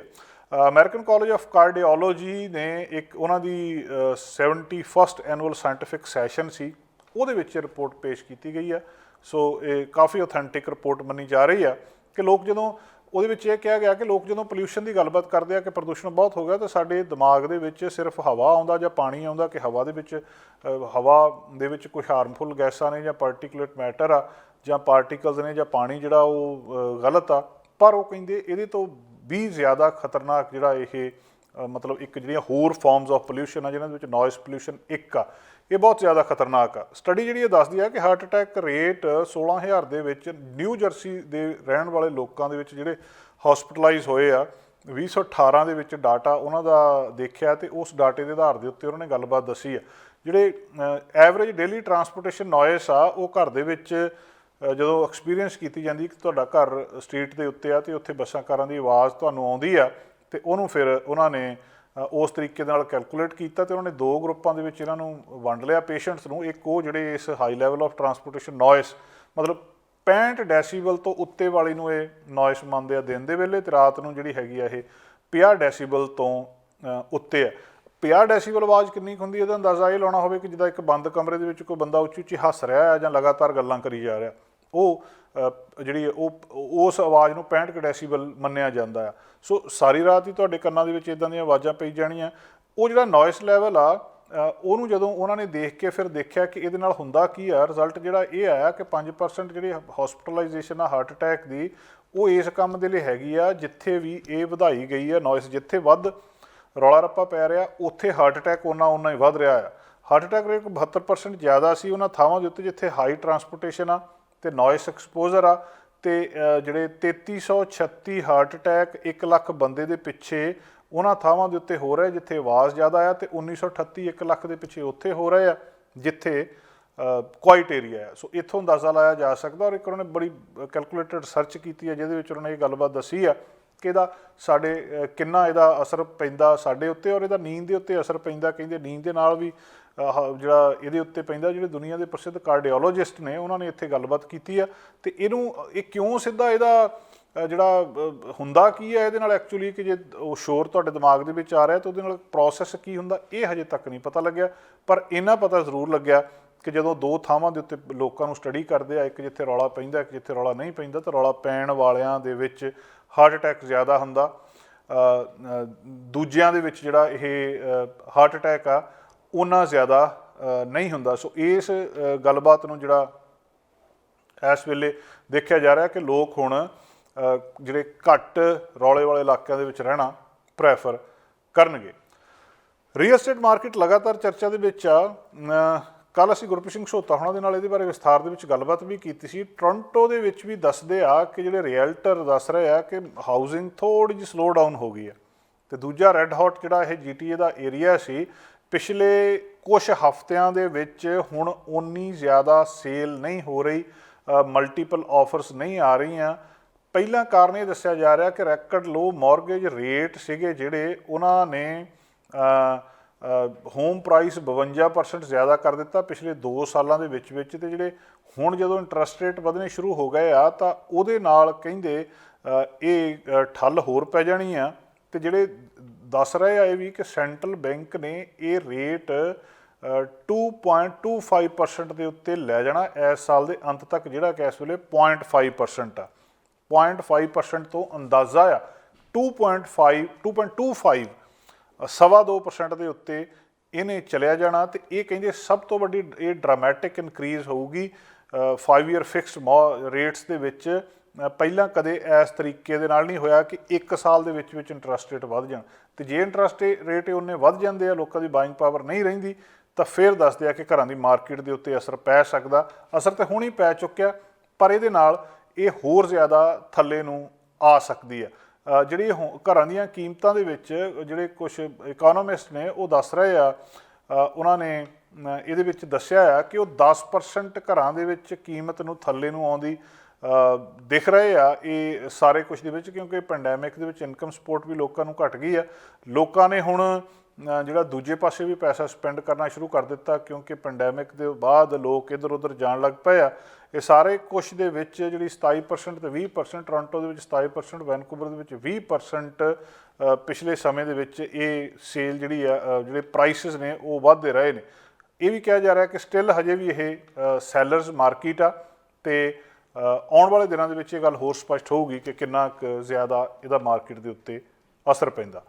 ਪ੍ਰੋਗਰਾਮ ਦੇ ਅਗਲੇ ਹਿੱਸੇ ਵਿੱਚ ਦੋਸਤੋ ਆਪਾਂ ਗੱਲਬਾਤ ਕਰਨੀ ਆ ਕੁਲਦੀਪ ਸਿੰਘ ਸਿੱਧੂ ਹੋਣਾ ਦੇ ਨਾਲ, ਖਾਲਸਾ ਕ੍ਰੈਡਿਟ ਯੂਨੀਅਨ ਤੋਂ, ਕ੍ਰੈਡਿਟ ਕਾਰਡ ਬਾਰੇ। ਕ੍ਰੈਡਿਟ ਕਾਰਡ ਕਿੰਨੇ ਰੱਖਣੇ ਚਾਹੀਦੇ ਆ, ਕ੍ਰੈਡਿਟ ਕਾਰਡ ਦੀ ਲਿਮਿਟ ਕਿੰਨੀ ਲੈਣੀ ਚਾਹੀਦੀ ਆ, ਵੱਧ ਤੋਂ ਵੱਧ ਕ੍ਰੈਡਿਟ ਕਾਰਡ ਯੂਜ਼ ਕਰਕੇ ਹਰ ਮਹੀਨੇ ਪੇ ਕਰ ਦੇਣਾ ਚਾਹੀਦਾ ਜਾਂ ਹਰ ਮਹੀਨੇ ਮਿਨੀਮਮ ਪੇਮੈਂਟ ਦੇਣੀ ਚਾਹੀਦੀ ਆ, ਕ੍ਰੈਡਿਟ ਸਕੋਰ ਦਾ ਕਿੰਨਾ ਕੁ ਅਸਰ ਪੈਂਦਾ, ਕ੍ਰੈਡਿਟ ਸਕੋਰ ਅਪ ਕਿੱਦਾਂ ਕੀਤਾ ਜਾ ਸਕਦਾ, ਇਹਦੇ ਬਾਰੇ ਕੁਝ ਮਹੱਤਵਪੂਰਨ ਗੱਲਾਂ ਕਰਦੇ ਹਾਂ ਕੁਲਦੀਪ ਸਿੰਘ ਸਿੱਧੂ ਹੋਣਾ ਨਾਲ, ਖਾਲਸਾ ਕ੍ਰੈਡਿਟ ਯੂਨੀਅਨ। ਅਸੀਂ ਅੱਜ ਗੱਲਬਾਤ ਕਰਨੀ ਆ ਕ੍ਰੈਡਿਟ ਸਕੋਰ ਬਾਰੇ। ਕ੍ਰੈਡਿਟ ਸਕੋਰ ਕੈਨੇਡਾ ਦੇ ਵਿੱਚ ਬਹੁਤ ਮਹੱਤਵਪੂਰਨ ਆ। ਬਹੁਤ ਸਾਰੇ ਸਵਾਲ ਸਾਡੇ ਮਨ ਦੇ ਵਿੱਚ ਹੁੰਦੇ ਆ, ਕ੍ਰੈਡਿਟ ਸਕੋਰ ਕਿੱਦਾਂ ਬਣਦਾ, ਇਹ ਵੱਧਦਾ ਕਿੱਦਾਂ ਆ, ਕਿੱਦਾਂ ਇਹਨੂੰ ਮੇਨਟੇਨ ਕੀਤਾ ਜਾ ਸਕਦਾ, ਇਹਦੀ ਅਹਿਮੀਅਤ ਕੀ ਆ। ਇਹਦੇ ਸੰਬੰਧੀ ਅਸੀਂ ਗੱਲਬਾਤ ਕਰਨੀ ਆ ਸਰਦਾਰ ਕੁਲਦੀਪ ਸਿੰਘ ਸਿੱਧੂ ਹੋਣਾ ਨਾਲ, ਖਾਲਸਾ ਕ੍ਰੈਡਿਟ ਯੂਨੀਅਨ। ਸਿੱਧੂ ਸਾਹਿਬ, ਕ੍ਰੈਡਿਟ ਸਕੋਰ ਵਧਾਇਆ ਜਾ ਸਕਦਾ ਤੇ ਕਿੱਦਾਂ ਵਧਾਇਆ ਜਾ ਸਕਦਾ ਜੀ? ਬਿਲਕੁਲ ਵਧਾਇਆ ਜਾ ਸਕਦਾ ਜੀ, ਅਤੇ ਇਹ ਸਭ ਆਪਣੇ ਹੱਥ ਵੱਸ ਹੁੰਦਾ ਹੈ। ਬਟ ਮੇਨ ਚੀਜ਼ ਹੈ, ਸਭ ਤੋਂ ਪਹਿਲਾਂ ਇਹ ਦੇਖਦੇ ਹੋ ਕ੍ਰੈਡਿਟ ਸਕੋਰ ਹੁੰਦਾ ਕੀ ਆ, ਕਿਹੜੀ ਕਿਉਂ ਇਹ ਬਣਾਇਆ। ਕਿਉਂਕਿ ਕੈਨੇਡਾ ਦੇ ਵਿੱਚ ਜਿਹੜੀਆਂ ਤੁਹਾਡੇ 2 ਏਜੰਸੀਜ਼ ਨੇ ਜਿਹੜੀਆਂ ਇਸ ਚੀਜ਼ ਨੂੰ ਮੋਨੀਟਰ ਕਰਦੀਆਂ ਨੇ, ਇੱਕ ਤਾਂ ਹੈ ਕਿ ਇਕੁਇਫੈਕਸ, ਇੱਕ ਹੈਗਾ ਟਰਾਂਸ ਯੂਨੀਅਨ। ਉਹਨਾਂ ਨੇ ਤੁਹਾਡੇ ਫਾਈਨੈਂਸ਼ੀਅਲ ਬਿਹੇਵੀਅਰ ਨੂੰ, ਜਦੋਂ ਤੁਸੀਂ ਕੋਈ ਵੀ ਲੋਨ ਲੈਂਦੇ ਹੋ, ਕ੍ਰੈਡਿਟ ਮੀਨ ਲੋਨ, ਤਾਂ ਉਹਨੂੰ ਤੁਸੀਂ ਟਾਈਮਲੀ ਪੇ ਕਰਦੇ ਹੋ, ਤੁਹਾਡੇ 'ਤੇ ਕਿੰਨਾ ਕੁ ਲੋਨ ਹੈ, ਉਹਦੀ ਯੂਟੀਲਾਈਜੇਸ਼ਨ ਰੇਸ਼ੋ ਕੀ ਆ, ਇਹਨਾਂ ਸਾਰੀਆਂ ਚੀਜ਼ਾਂ ਨੂੰ ਮੋਨੀਟਰ ਕਰਦੇ ਹੋ। ਜਦੋਂ ਆਪਾਂ ਕਿਤੇ ਵੀ, ਜਾਂ ਤੁਸੀਂ ਕੋਈ ਵੀ ਕਿਸਮ ਦਾ ਲੋਨ ਲੈਂਦੇ ਹੋ, ਚਾਹੇ ਤੁਸੀਂ ਕਾਰ ਲੋਨ ਲੈਂਦੇ ਹੋ, ਜਾਂ ਤੁਸੀਂ ਪਰਸਨਲ ਲੋਨ ਲੈਂਦੇ ਹੋ, ਜਾਂ ਤੁਸੀਂ ਲਾਈਨ ਆਫ ਕ੍ਰੈਡਿਟ ਲੈਂਦੇ ਹੋ, ਜਾਂ ਤੁਸੀਂ ਮੌਰਗੇਜ ਲੈਂਦੇ ਹੋ, ਈਵਨ ਤੁਸੀਂ ਫੋਨ ਦੇ ਬਿੱਲ ਜੋ ਤੁਸੀਂ ਫੋਨ ਦੀ ਕਨੈਕਸ਼ਨ ਜਿਵੇਂ ਫਾਈਡੋ ਟੈਲਸ ਵਗੈਰਾ ਬੈਲ ਵਗੈਰਾ ਤੋਂ ਫੋਨ ਲੈਂਦੇ ਹੋ ਨਾ, ਉਹਦੀ ਬਿੱਲ ਦੀ ਪੇਮੈਂਟਸ, ਇਹ ਸਾਰੀਆਂ ਚੀਜ਼ਾਂ ਮੋਨੀਟਰ ਕਰਦੀ ਆ ਉਹ ਤੁਹਾਡੇ ਫਾਈਨੈਂਸ਼ੀਅਲ ਬਿਹੇਵੀਅਰ ਨੂੰ ਮੋਨੀਟਰ ਕਰਦੇ ਆ ਕਿ ਕੀ ਤੁਸੀਂ ਜਿਹੜੀ ਉਹਦੀ ਕਪੈਸਿਟੀ ਹੈ ਰੀਪੇਮੈਂਟ ਦੀ, ਕਿ ਤੁਸੀਂ ਉਹ ਸਾਰੀਆਂ ਜੋ ਵੀ ਟਰਮ ਐਂਡ ਕੰਡੀਸ਼ਨ ਜੋ ਵੀ ਤੁਹਾਡੀਆਂ ਲੋਨ ਦੀਆਂ ਹੈਗੀਆਂ ਨੇ, ਕਿ ਤੁਸੀਂ ਉਸ ਹਿਸਾਬ ਦੇ ਨਾਲ ਸਰਵਿਸਿੰਗ ਕਰਦੇ ਹੋ। ਸਰਵਿਸਿੰਗ ਦਾ ਮਤਲਬ ਹੁੰਦਾ ਕਿ ਤੁਸੀਂ ਉਹਨੂੰ ਪੇ ਬੈਕ ਕਰਦੇ ਹੋ, ਜਿਵੇਂ ਤੁਹਾਡੀ ਪੰਜਾਬੀ 'ਚ ਕਹਿੰਦੇ ਕਿਸ਼ਤਾਂ, ਕਿ ਜੋ ਤੁਹਾਡੀਆਂ ਕਿਸ਼ਤਾਂ ਬਣਦੀਆਂ ਨੇ ਮੌੜਗੇਜ ਦੀਆਂ ਬਣਦੀਆਂ ਉਹਨੂੰ ਟਾਈਮਲੀ ਪੇ ਕਰਦੇ ਹੋ, ਕਿਉਂਕਿ ਬੈਂਕਸ ਤੋਂ ਆਟੋਮੈਟਿਕਲੀ ਸਾਰੀਆਂ ਬੈਂਕਸ ਔਰ ਕ੍ਰੈਡਿਟ ਯੂਨੀਅਨ ਤੋਂ ਔਰ ਇਹਨਾਂ ਕੰਪਨੀਜ਼ ਤੋਂ ਜਿਵੇਂ ਫੋਨ ਕੰਪਨੀਜ਼ ਤੋਂ ਉਹਨਾਂ ਤੋਂ ਸਾਰਾ ਆਟੋਮੈਟਿਕਲੀ ਡਾਟਾ ਮੋਨੀਟਰ ਹੁੰਦਾ ਕਿ ਇਸ ਬੰਦੇ ਦੀ ਕਿੰਨੀਆਂ ਪੇਮੈਂਟਾਂ ਰੁਕ ਗਈਆਂ ਜਾਂ ਇਹ ਰੈਗੂਲਰ ਪੇਮੈਂਟ ਕਰਦਾ। ਕੁਝ ਲੋਕ ਕਹਿੰਦੇ ਆ ਵੀ ਕਰਜ਼ਾ ਘੱਟ ਹੋਣਾ ਚਾਹੀਦਾ ਸਿਰ ਤੇ, ਜਿੰਨਾ ਲੋਨ ਘੱਟ ਆ ਇਹਦਾ ਮਤਲਬ ਉਹਨਾਂ ਨੂੰ ਪਤਾ ਆ ਵੀ ਇਹ ਬੰਦੇ ਕੋਲੇ ਪੈਸੇ ਬਹੁਤ ਆ, ਇਹ ਠੀਕ ਹੈ, ਇਹਦਾ ਕ੍ਰੈਡਿਟ ਸਕੋਰ ਵੱਧ ਜਾਂਦਾ। ਕੁਝ ਕਹਿੰਦੇ ਆ ਕਿ ਲੋਨ ਵੱਧ ਤੋਂ ਵੱਧ ਹੋਣਾ ਚਾਹੀਦਾ ਤੁਹਾਡੇ ਸਿਰ ਤੇ, ਜ਼ਿਆਦਾ ਕ੍ਰੈਡਿਟ ਕਾਰਡ ਜ਼ਿਆਦਾ ਲੋਨ ਹੋਵੇ ਤਾਂ ਕ੍ਰੈਡਿਟ ਸਕੋਰ ਵੱਧਦਾ। ਇਹ ਜ਼ਿਆਦਾ ਲੈ ਕੇ ਜ਼ਿਆਦਾ ਪੇ ਕਰਨਾ ਚਾਹੀਦਾ ਜਾਂ ਥੋੜ੍ਹਾ ਲੈ ਕੇ ਥੋੜ੍ਹਾ ਪੇ ਕਰਨਾ ਚਾਹੀਦਾ? ਮੇਨ ਚੀਜ਼ ਕੀ ਹੈ ਕ੍ਰੈਡਿਟ ਸਕੋਰ? ਮੇਨ ਚੀਜ਼ ਇਹ ਹੈ ਤੁਹਾਡੀ ਰੀਪੇਮੈਂਟ ਕਪੈਸਿਟੀ। ਜੇ ਤੁਹਾਡੇ ਸਿਰ ਕਰਜ਼ਾ ਹੋਊਗਾ ਹੀ ਨਹੀਂ ਤਾਂ how they monitor your behaviour. ਵੱਧ ਘੱਟ ਨਾਲ ਕੋਈ ਥੋੜ੍ਹਾ ਬਹੁਤਾ ਇੰਪੈਕਟ ਪੈਂਦਾ, ਕਿਉਂਕਿ ਜੇ ਤੁਹਾਡੇ ਕੋਲ ਜ਼ਿਆਦਾ ਲੋਨ ਹੋਏਗਾ ਤਾਂ ਤੁਹਾਡੀ ਉਹਦੇ ਨਾਲ ਡਿਪੈਂਡ ਕਰਦਾ ਵੀ ਉਹ ਕਿਹੋ ਜਿਹਾ। ਇੱਕ ਤਾਂ ਰਿਡਿਊਸਿੰਗ ਬੈਲੈਂਸ 'ਤੇ ਹੁੰਦਾ, ਜਿਵੇਂ ਹੁਣ ਮੌੜਗੇਜ ਦੇ ਜੇ ਆਪਾਂ ਨੂੰ ਐਗਜ਼ਾਮਪਲ ਲਈਏ, ਇੱਕ ਬੰਦੇ ਦੀ ਲਾਈਨ ਆਫ ਕ੍ਰੈਡਿਟ ਆ $1 ਲੱਖ ਦੀ, ਠੀਕ ਹੈ ਜੀ, ਇੱਕ ਦੀ ਹੈਗੀ ਆ ਮੌੜਗੇਜ $1 ਲੱਖ ਦੀ। ਉਹ ਲਾਈਨ ਆਫ ਕ੍ਰੈਡਿਟ 'ਚ ਇੰਟਰਸਟ ਓਨਲੀ ਪੇਮੈਂਟ ਹੈ ਉਹਦੀ, ਉਹ ਆਪਦੀ ਇੰਟਰਸਟ ਪੇ ਕਰੀ ਜਾਂਦਾ ਪਰ ਅਮਾਊਂਟ ਘਟਦਾ ਨਹੀਂ। ਮੌੜਗੇਜ ਦੇ ਵਿੱਚ ਉਹ ਇੰਸਟਾਲਮੈਂਟ ਪੇ ਕਰਦਾ, ਉਹ 'ਚ ਕੁਛ ਪ੍ਰਿੰਸੀਪਲ 'ਚ ਜਾਂਦਾ, ਕੁਛ ਇੰਟਰਸਟ ਦੇ ਵਿੱਚ ਜਾਂਦਾ, ਉਹਦਾ ਪ੍ਰਿੰਸੀਪਲ ਡਾਊਨ ਹੋ ਜਾਂਦਾ, ਠੀਕ ਹੈ ਜੀ। ਕਹਿਣ ਤੋਂ ਭਾਵ ਉਹ ਰੀਪੇ ਹੋ ਰਿਹਾ, ਠੀਕ ਹੈ। ਜਿਹਦੀ ਮੌੜਗੇਜ ਆ ਉਹਦਾ ਕ੍ਰੈਡਿਟ ਸਕੋਰ ਥੋੜ੍ਹਾ ਜਲਦੀ ਵਧੂਗਾ, ਜਿਹਦੀ ਲਾਈਨ ਆਫ ਕ੍ਰੈਡਿਟ ਆ ਉਹਦੀ, ਕਿਉਂਕਿ ਉਹ ਯੂਟੀਲਾਈਜੇਸ਼ਨ ਉਹਦੀ ਉਨੀ ਹੀ ਖੜੀ ਆ, ਕਿਉਂਕਿ ਕ੍ਰੈਡਿਟ ਸਕੋਰ ਨੂੰ ਕਈ ਕਿਸਮ ਉਹਦੇ ਹੁੰਦੇ ਨੇ, ਇੱਕ ਲੈਂਥ ਆਫ ਰੀਪੇਮੈਂਟ ਕਿੰਨੀ ਜਲਦੀ ਉਹ ਕਰਦਾ, ਯੂਟੀਲਾਈਜੇਸ਼ਨ ਕਿੰਨੇ % ਹੈਗੀ ਆ, ਕਿੰਨਾ ਡਾਟਾ ਉਹਦੇ 'ਤੇ 3 or 4 ਫੈਕਟਰਸ ਹੁੰਦੇ ਨੇ। ਲੈਂਥ ਆਫ ਦਾ ਕ੍ਰੈਡਿਟ ਬਹੁਤ ਇੰਪੋਰਟੈਂਟ ਹੈ। ਜੇ ਤੁਹਾਡਾ $1 ਲੱਖ ਲਾਈਨ ਆਫ ਕ੍ਰੈਡਿਟ ਆ, ਤੁਸੀਂ ਹਰੇਕ ਮਹੀਨੇ ਇੰਟਰਸਟ ਪੇ ਕਰੀ ਜਾਂਦੇ ਹੋ, ਪਰ ਉਹ ਖੜਾ ਤਾਂ ਉੱਥੇ ਹੀ ਹੈ ਨਾ, ਉਹ ਰਿਡਿਊਸ ਤਾਂ ਨਹੀਂ ਨਾ ਹੋਇਆ। ਸੋ ਰੀਪੇਮੈਂਟ ਕਪੈਸਿਟੀ ਦੇ ਹਿਸਾਬ ਦੇ ਨਾਲ ਹੀ ਕ੍ਰੈਡਿਟ ਸਕੋਰ ਕੀਤਾ ਜਾਂਦਾ। ਜਿਵੇਂ ਕ੍ਰੈਡਿਟ ਕਾਰਡ ਦੀ ਹੈ, ਸਿੰਪਲ ਇੱਕ ਬਹੁਤ ਵਧੀਆ ਐਗਜ਼ਾਮਪਲ ਹੈ ਨਾ। ਹੁਣ ਇੱਕ ਤਾਂ ਹੈਗਾ ਕਿ ਕ੍ਰੈਡਿਟ ਕਾਰਡ ਦੀ ਸਪੋਜ਼ ਕਿਸੇ ਬੰਦੇ ਦੀ ਲਿਮਟ 10,000 ਦੀ ਹੈ, ਹੁਣ ਚਾਹੇ ਉਹ $10 ਵੀ ਯੂਜ਼ ਕਰਦਾ ਉਹਦੇ 'ਚੋਂ, ਠੀਕ ਹੈ ਜੀ, ਪਰ ਉਹਦੀ ਪੇਮੈਂਟ $10 ਦੀ ਟਾਈਮਲੀ ਕਰ ਦਿੰਦਾ। ਚਾਹੇ ਉਹ $9,000 ਯੂਜ਼ ਕਰਦਾ ਮਹੀਨੇ ਦੇ, ਅਤੇ 9,000 ਟਾਈਮਲੀ ਪੇ ਕਰਦਾ। ਦੋਨਾਂ ਦੀ ਜਿਹੜੀ ਵਧਣ ਦੀ ਕ੍ਰੈਡਿਟ ਦੀ ਸਪੀਡ ਹੈਗੀ ਉਹ ਸੇਮ ਹੈ। ਇੱਕ ਬੰਦੇ ਕੋਲ $10,000 ਦਾ ਕ੍ਰੈਡਿਟ ਕਾਰਡ ਆ, ਉਹਦੇ 'ਚੋਂ $900 ਵਰਤਦਾ, ਬਾਕੀ ਨਹੀਂ ਵਰਤਦਾ, $900 ਕਰਕੇ ਪੇ ਕਰ ਦਿੰਦਾ। ਇੱਕ ਬੰਦੇ ਕੋਲ $1,000 ਦਾ ਕ੍ਰੈਡਿਟ ਕਾਰਡ ਆ, ਉਹ ਵੀ $900 ਵਰਤਦਾ ਅਤੇ ਮਹੀਨੇ ਬਾਅਦ 900 ਪੇ ਕਰ ਦਿੰਦਾ। ਕੋਈ ਫਰਕ ਹੈਗਾ? No. As far as credit score is concern, ਉਹਨਾਂ ਰੀਪੇਮੈਂਟ ਉਹਨਾਂ ਦੀ ਟਾਈਮਲੀ ਹੋ ਰਹੀ ਆ ਅਤੇ ਉਹਦਾ ਦੋਨਾਂ ਦਾ ਸਾਈਮਲਟੇਨੀਅਸਲੀ ਸੇਮ 'ਤੇ ਵਧੇਗਾ। ਹਾਂ, ਅਗਰ ਜਿਹਦੇ ਕੋਲ 10,000 ਦਾ ਲਾਈਨ ਆਫ ਕ੍ਰੈਡਿਟ ਆ, ਉਹਨੇ 900 ਯੂਜ਼ ਕੀਤਾ, ਉੱਧਰ 1,000 ਆ, ਉਹਨੇ ਵੀ 900 ਯੂਜ਼ ਕੀਤਾ, ਅਗਰ ਉਹਨੇ ਪੇਮੈਂਟ ਮਿਸ ਕਰਤੀ ਤਾਂ ਫਿਰ ਜਿਹਨੇ ਪੇਮੈਂਟ ਮਿਸ ਕੀਤੀ ਉਹਦੇ 'ਤੇ ਥੋੜ੍ਹੀਆਂ ਜਿਹੀਆਂ ਬ੍ਰੇਕਾਂ ਲੱਗ ਜਾਂਦੀਆਂ ਨੇ। ਮਤਲਬ ਪੇਮੈਂਟ ਮਿਸ ਨਹੀਂ ਹੋਣੀ ਚਾਹੀਦੀ ਭਾਵੇਂ ਅੱਛਾ ਜੇ ਕੋਈ ਇੱਕ ਤਾਂ ਉਹਨੇ 900 ਸੀਗਾ, ਉਹਨੇ 900 ਹੀ ਪੇ ਕਰ ਦਿੱਤਾ, ਦੂਜੇ ਕੇਸ ਦੇ ਵਿੱਚ ਆ ਵੀ ਉਹਨੇ ਮਿਨੀਮਮ $10 ਪੇ ਕਰ ਦਿੱਤੇ, ਬਾਕੀ ਉੱਦਾਂ ਦਾ ਉੱਦਾਂ ਹੀ ਰਿਹਾ, ਇਹਨਾਂ 'ਚ ਕ੍ਰੈਡਿਟ ਸਕੋਰ ਦਾ ਕੋਈ ਫਰਕ ਹੋਊਗਾ? 100%। ਦੇਖੋ, ਮਿਨੀਮਮ ਪੇਮੈਂਟ ਦਾ ਕੰਸੈਪਟ ਸਮਝਣ ਦੀ ਜ਼ਰੂਰਤ ਹੈ। ਹਰੇਕ ਜਦੋਂ ਆਪਣੇ ਕੋਲ ਕ੍ਰੈਡਿਟ ਕਾਰਡ ਦੀ ਇਨਫੋਰਮੇਸ਼ਨ ਆਉਂਦੀ ਹੈ, ਬਿੱਲ ਆਉਂਦਾ ਘਰੇ, ਠੀਕ ਹੈ ਜੀ, ਉਹ 'ਚ ਲਿਖਿਆ ਹੁੰਦਾ ਕਿ ਤੁਹਾਡੀ ਬਿੱਲ ਹੈਗਾ ਜੀ 900 ਹੀ ਤੁਸੀਂ ਪੇ ਕਰਨਾ, ਬਟ ਮਿਨੀਮਮ $25 ਤੁਸੀਂ ਪੇ ਕਰਨੇ ਨੇ, ਠੀਕ ਹੈ। ਹੁਣ ਉਹ ਇੱਕ ਨਾ ਥੋੜ੍ਹਾ ਜਿਹਾ ਮਤਲਬ ਕਿ ਕ੍ਰੈਡਿਟ ਕੰਪਨੀਆਂ ਦਾ ਇੱਕ ਝਾਂਸਾ ਕਹਿ ਸਕਦੇ ਆਪਾਂ, ਇੱਕ ਉਹਨਾਂ ਦੀ ਵੇ ਆਫ ਪ੍ਰੈਜੈਂਟੇਸ਼ਨ ਹੈ ਨਾ। ਉਹਦੇ ਵਿੱਚ ਇਹ ਹੁੰਦਾ ਕਿ ਉਹਦੀ ਮਤਲਬ ਕਿ ਡੈਲੀਕੁਐਂਸੀ ਨਹੀਂ ਰਿਪੋਰਟ ਕਰਦੇ ਉਹ, ਠੀਕ ਹੈ। $10 ਉਹਨਾਂ ਨੇ ਕਿਹਾ ਜੀ $25 ਮਿਨੀਮਮ ਪਾ ਦਿਓ, $25 ਪਾਤੇ, ਪਰ ਹੁਣ ਕ੍ਰੈਡਿਟ ਕੰਪਨੀ ਨੂੰ ਤਾਂ ਪੈਸਾ ਕਿਤੋਂ ਬਣਾਉਣਾ ਨਾ, ਉਹ ਫਿਰ ਉਹ $900 ਚੋਂ $25 ਤਾਂ ਉਹਨਾਂ ਨੇ ਪੇ ਕਰਤੇ ਬੰਦੇ ਨੇ, ਠੀਕ ਹੈ ਜੀ। ਬਾਕੀ ਕਿੰਨੇ ਰਹਿ ਗਏ? $875। ਹੁਣ 875 ਦਾ ਵਿਆਜ ਲੱਗਣਾ ਜੀ 19%, ਉੱਥੋਂ ਉਹਨਾਂ ਦੀ ਕਮਾਈ ਹੋਣੀ ਹੈ। ਕਿਸੇ ਦਾ 21% ਵੀ ਹੈ, depends on which credit card you have. So make sure credit card ਦੀ ਤਾਂ ਜਦੋਂ ਵੀ ਜੇ ਤੁਸੀਂ ਉਹਨੂੰ ਕ੍ਰੈਡਿਟ ਸਕੋਰ ਦੇ ਨਾਲ ਲਿੰਕ ਕਰਦੇ ਹੋ ਤਾਂ ਉਹਦੀ ਰੀਪੇਮੈਂਟ ਜੇ 100% ਹੁੰਦੀ ਆ, ਕ੍ਰੈਡਿਟ ਸਕੋਰ ਅਪ ਜਾਂਦਾ, ਕਿਉਂਕਿ ਤੁਹਾਡਾ ਬਿਹੇਵੀਅਰ ਹੋ ਗਿਆ ਉਹਦੇ 'ਤੇ। ਤੇ ਜੇ ਤੁਸੀਂ ਕ੍ਰੈਡਿਟ ਕਾਰਡ ਨੂੰ ਯੂਜ਼ ਹੀ ਨਹੀਂ ਕਰਦੇ, ਲੈ ਲਿਆ ਤੁਸੀਂ, ਇੱਕ ਵਾਰੀ ਤੁਹਾਡਾ ਕ੍ਰੈਡਿਟ ਸਕੋਰ ਬਣ ਗਿਆ ਵੀ 700 600 ਜਿੰਨਾ ਵੀ ਬਣ ਗਿਆ, ਹੁਣ ਤੁਸੀਂ ਉਹਨਾਂ ਨੂੰ ਬੰਦ ਕਰ ਦਿੱਤਾ, ਤੁਸੀਂ ਡੈਬਿਟ ਤੇ ਪੇ ਕਰਦੇ ਆ, ਇਹਦਾ ਕੋਈ ਉਹਦੇ ਤੇ ਅਸਰ ਪਊ? ਇਹ ਚੰਗੀ ਗੱਲ ਆ ਕਿ ਮਾੜੀ ਗੱਲ ਆ? ਇਹ ਤਾਂ ਜੀ ਹਰ ਇੱਕ ਬੰਦੇ ਦੀ ਆਪਦੀ ਉਹ ਪਲਾਨਿੰਗ ਹੈ, ਉਹ ਕਿਸ ਤਰ੍ਹਾਂ ਯੂਜ਼ ਕਰਦਾ ਹੈ ਨਾ। ਕ੍ਰੈਡਿਟ ਸਕੋਰ ਦੇ ਮੱਦੇਨਜ਼ਰ ਉਹਨੇ ਉੱਥੇ ਹੀ ਟਿਕ ਜਾਣਾ, ਠੀਕ ਹੈ, ਉਹਨੇ ਉੱਥੇ ਹੀ ਚੱਕਣਾ, ਨਾ ਉਹਨੇ ਵਧਣਾ ਤੇ ਨਾ ਉਹਨੇ ਘਟਣਾ। ਅੱਛਾ, ਕ੍ਰੈਡਿਟ ਸਕੋਰ ਬਣਨਾ ਕਦੋਂ ਸ਼ੁਰੂ ਹੋ ਜਾਂਦਾ? ਮੰਨ ਲਓ ਕੋਈ ਬੰਦਾ ਨਵਾਂ ਆਇਆ ਇੱਥੇ, ਸਟੂਡੈਂਟ ਆਇਆ, ਉਹਦਾ ਕ੍ਰੈਡਿਟ ਸਕੋਰ ਕਿੱਦਾਂ ਆਪਣੇ ਬਣਨਾ ਸ਼ੁਰੂ ਹੋ ਜਾਂਦਾ? ਨਹੀਂ, ਜਦੋਂ ਕ੍ਰੈਡਿਟ, ਪਹਿਲੀ ਗੱਲ ਕ੍ਰੈਡਿਟ ਹੁੰਦਾ ਕਿ ਲੋਨ। ਜਦੋਂ ਤੁਸੀਂ ਕੋਈ ਵੀ credit card, line of credit, car loan, ਕੋਈ ਵੀ ਲੋਨ ਲੈਂਦੇ ਹੋ ਤੇ ਉਹਦੀ ਪੇਮੈਂਟ ਸ਼ੁਰੂ ਕਰਦੇ ਹੋ, ਉਦੋਂ ਤੋਂ ਬਣਨਾ ਸ਼ੁਰੂ ਹੁੰਦਾ ਕ੍ਰੈਡਿਟ ਕਾਰਡ। ਇੱਕ ਬੰਦੇ ਨੇ ਫੋਨ ਆਪਣਾ ਲੈ ਲਿਆ, ਮੰਨ ਲਓ ਵੀ ਉਹਦੀ $100 ਮਹੀਨੇ ਦੀ ਪੇਮੈਂਟ ਆ, ਇੱਕ ਕੋਲੇ ਮਿਲੀਅਨ ਦੀ ਮੌਰਗੇਜ ਆ, ਉਹਦਾ ਕ੍ਰੈਡਿਟ ਸਕੋਰ ਜ਼ਿਆਦਾ ਹੋਊਗਾ ਮਿਲੀਅਨ ਵਾਲੇ ਦਾ, ਜਾਂ ਇਹਦਾ ਕੋਈ ਫਰਕ ਹੁੰਦਾ? ਡਿਪੈਂਡ, ਜੇ ਹੁਣ ਉਹ ਜਿਹਦੇ ਕੋਲੇ ਬਿੱਲ ਹੈਗਾ $100 ਮਹੀਨੇ ਦਾ ਤੇ ਉਹ 2 ਮਹੀਨੇ ਬਾਅਦ ਪੇ ਕਰਦਾ, ਤੇ ਜਿਹਦੇ ਕੋਲ ਮਿਲੀਅਨ ਦੀ ਮੌਰਗੇਜ ਆ ਉਹ ਹਰ ਮੰਥਲੀ ਉਹਦੀ ਪੇਮੈਂਟ ਜਾਈ ਜਾਂਦੀ ਆ, ਓਬਵੀਅਸਲੀ ਕ੍ਰੈਡਿਟ ਸਕੋਰ ਤਾਂ ਫਿਰ ਉਹਦਾ ਹੀ ਜ਼ਿਆਦਾ ਵਧੂਗਾ। ਡਿਪੈਂਡ ਫਾਈਨੈਂਸ਼ੀਅਲ ਬਿਹੇਵੀਅਰ ਕਿਹਦਾ ਚੰਗਾ, ਚਾਹੇ $5 ਦਾ ਲੋਨ ਹੈ ਤੇ ਚਾਹੇ ਲੱਖ ਦਾ ਲੋਨ ਹੈ। ਜੇ ਤੁਸੀਂ ਪ੍ਰੋਪਰਲੀ ਉਹਦੀ ਰੀਪੇਮੈਂਟ, ਜੋ ਵੀ ਤੁਹਾਨੂੰ ਟਰਮ ਐਂਡ ਕੰਡੀਸ਼ਨ ਉਹਨੇ ਦਿੱਤੀਆਂ ਨੇ, ਉਸ ਹਿਸਾਬ ਨਾਲ ਪੇ ਕਰਦੇ ਹੋ, ਤੇ ਫਿਰ ਤੇ ਵਧੇਗਾ। ਅੱਛਾ, ਇਹਦਾ ਕੀ ਫਰਕ ਹੁੰਦਾ ਜੀ ਵੀ ਕਿਸੇ ਨੇ ਪੇਮੈਂਟ ਮਿਸ ਕਰਤੀ, ਇੱਕ ਨੇ $5 ਮੰਨ ਲਓ ਮਿਸ ਕਰ ਦਿੱਤੀ, ਕਿਤੇ ਫੋਨ ਤੇ ਪਏ ਰਹਿ ਗਏ, ਉਹ ਕਈ ਵਾਰੀ ਕਹਿੰਦੇ ਕੰਪਨੀ ਉਹਦਾ ਕ੍ਰੈਡਿਟ ਸਕੋਰ ਹੀ ਖਰਾਬ ਕਰ ਦਿੱਤਾ ਵੀ ਇਹਨੇ $5 ਪਿੱਛੇ ਉਹਦਾ ਸਾਰਾ ਨੁਕਸਾਨ ਕਰ ਦਿੱਤਾ। ਬਿਲਕੁਲ ਜੀ, ਕਿਉਂਕਿ ਦੇਖੋ ਤੁਸੀਂ ਕਿਤੇ ਵੀ ਕੋਈ, ਜਿਵੇਂ ਹੁਣ ਆਮ ਤੌਰ 'ਤੇ ਜਿਹੜੇ ਨਾ ਪੇਮੈਂਟ ਮਿਸ ਕਿਹੜੀਆਂ ਹੁੰਦੀਆਂ ਨੇ, ਜਦੋਂ ਅਸੀਂ ਫਾਈਨੈਂਸ਼ੀਅਲ ਇੰਡਸਟਰੀ ਦੇ ਵਿੱਚ ਦੇਖਦੇ ਹਾਂ ਨਾ, ਲੋਕਾਂ ਦੇ ਦੇਖਦੇ ਹਾਂ, ਤਾਂ ਉਹਦੇ ਵਿੱਚ ਜਿਵੇਂ ਹੁਣ ਕਈ ਵਾਰੀ ਜਿਮ ਵਗੈਰਾ ਦੀ ਪੇਮੈਂਟ ਹੈ ਨਾ, ਉਹ $100 ਜਾਂ ਹੁੰਦੀ ਹੈ ਜਾਂ $40-50 ਹੁੰਦੀ ਹੈ ਨਾ, ਉਹ ਬੰਦਾ ਭੁੱਲ ਜਾਂਦਾ ਪੇਮੈਂਟ ਕਰਨ ਤੋਂ। ਫਿਰ ਅੱਗੇ ਹੁੰਦਾ ਕਿ ਉਹਨੂੰ ਫਿਰ ਨਾ ਕਿ ਚਿੱਠੀ ਆਉਂਦੀ ਹੈ ਘਰੇ, ਜਾਂ ਨੋਟਿਸ ਆਉਂਦਾ, ਜਾਂ ਈਮੇਲ ਆਉਂਦੀ ਹੈ ਕਿ ਤੁਹਾਡਾ, ਜਾਂ ਫੋਨ ਆਉਂਦਾ ਕਿ ਤੁਹਾਡੀ ਆ ਪੇਮੈਂਟ ਡਿਊ ਹੈ ਜੀ, ਇਹਨੂੰ ਪੇ ਕਰ ਦਿਓ। ਉਹ ਤੁਸੀਂ ਉਹ ਇਮੀਡੀਏਟਲੀ ਉਹਨੂੰ ਪੇ ਕਰੋ। ਨਹੀਂ ਤੁਸੀਂ ਪੇ ਕਰਦੇ, ਉਹ ਕਲੈਕਸ਼ਨ ਏਜੰਸੀ ਨੂੰ ਦੇ ਦਿੰਦੇ ਆ। ਵੰਸ ਕਲੈਕਸ਼ਨ ਏਜੰਸੀ ਕੋਲੇ ਉਹ ਚਲਿਆ ਗਿਆ, ਤੁਹਾਡਾ ਕ੍ਰੈਡਿਟ ਦਾ ਸੱਤਿਆਨਾਸ਼। ਅੱਛਾ, ਕ੍ਰੈਡਿਟ ਖਰਾਬ ਹੋਣਾ ਕਿਹਨੂੰ ਕਹਿੰਦੇ ਆ? ਵੀ ਇਹ ਕੀ ਹੁੰਦਾ, ਤੇ ਕੀ ਇੱਕ ਪੇਮੈਂਟ ਮਿਸ ਕੀਤੀ ਕ੍ਰੈਡਿਟ ਖਰਾਬ ਹੋ ਗਿਆ, ਜਾਂ ਇਹ ਹੌਲੀ ਹੌਲੀ ਹੁੰਦਾ? ਇਹ ਹੌਲੀ ਹੌਲੀ ਹੁੰਦਾ ਜੀ। ਦੇਖੋ ਮਿਸ ਤਾਂ ਕਰ ਸਕਦੇ, ਪਰ ਜੇ ਕੋਈ ਕਲੈਕਸ਼ਨ ਪਈ ਵੀ ਆ, ਠੀਕ ਹੈ ਨਾ, ਕਿਸੇ ਦੇ ਨਾਲ ਕਿਤੇ ਤੁਹਾਡਾ ਫੋਰਕਲੋਜ਼ਰ ਹੋ ਗਿਆ, ਜਾਂ ਤੁਸੀਂ line of credit the payment ਨਹੀਂ ਕੀਤੀ, ਅਨਸਿਕਿਉਰਡ, ਤੇ ਤੁਹਾਡੇ ਤੇ ਰਾਈਟ ਆਫ ਕਰਨਾ ਪੈ ਗਿਆ ਉਸ ਬੈਂਕ ਨੂੰ, ਉਹ ਵੀ ਉਹਦੇ ਤੇ ਚੜ੍ਹ ਜਾਂਦਾ ਕ੍ਰੈਡਿਟ ਤੇ, ਠੀਕ ਹੈ। ਆਮ ਤੌਰ 'ਤੇ ਫਾਈਨੈਂਸ਼ੀਅਲ ਇੰਡਸਟਰੀ ਦੇ ਵਿੱਚ ਜਿਨ੍ਹਾਂ ਦਾ ਵੀਕਨ ਸਕੋਰ 650 ਹੈ, ਉਹ ਉਹਨਾਂ ਨੂੰ ਠੀਕ ਮੰਨਿਆ ਜਾਂਦਾ। ਇਹ ਸਾਰਾ ਕਿੰਨਾ ਹੁੰਦਾ ਜੀ? ਸਾਰਾ ਤਾਂ ਜੀ 900 ਤੱਕ ਵੀ ਹੁੰਦਾ। 650 ਨੂੰ ਚੰਗਾ ਗਿਣਿਆ ਜਾਂਦਾ, ਉਹਨੂੰ ਕੋਈ ਵੀ ਤੁਸੀਂ ਅਗਰ ਲੋਨ ਵਗੈਰਾ ਮੌਰਗੇਜ ਲੈਂਦੇ ਹੋ ਤਾਂ ਨਹੀਂ ਉਹ ਕਰਦੇ। ਹਾਂ, 650 ਤੋਂ ਜਿਹੜੇ ਥੱਲੇ ਨੇ ਉਹਨਾਂ 'ਤੇ ਥੋੜ੍ਹਾ ਜਿਹਾ ਡਾਊਟ ਹੋ ਜਾਂਦਾ।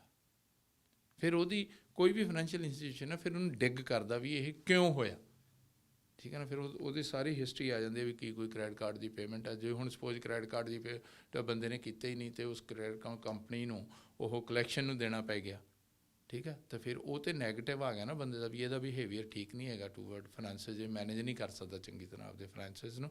ਸੋ ਡੈਟਸ ਵਾਈ ਫਿਰ ਉਹ ਕ੍ਰੈਡਿਟ 'ਤੇ ਸੱਟ ਪੈਂਦੀ ਹੈ।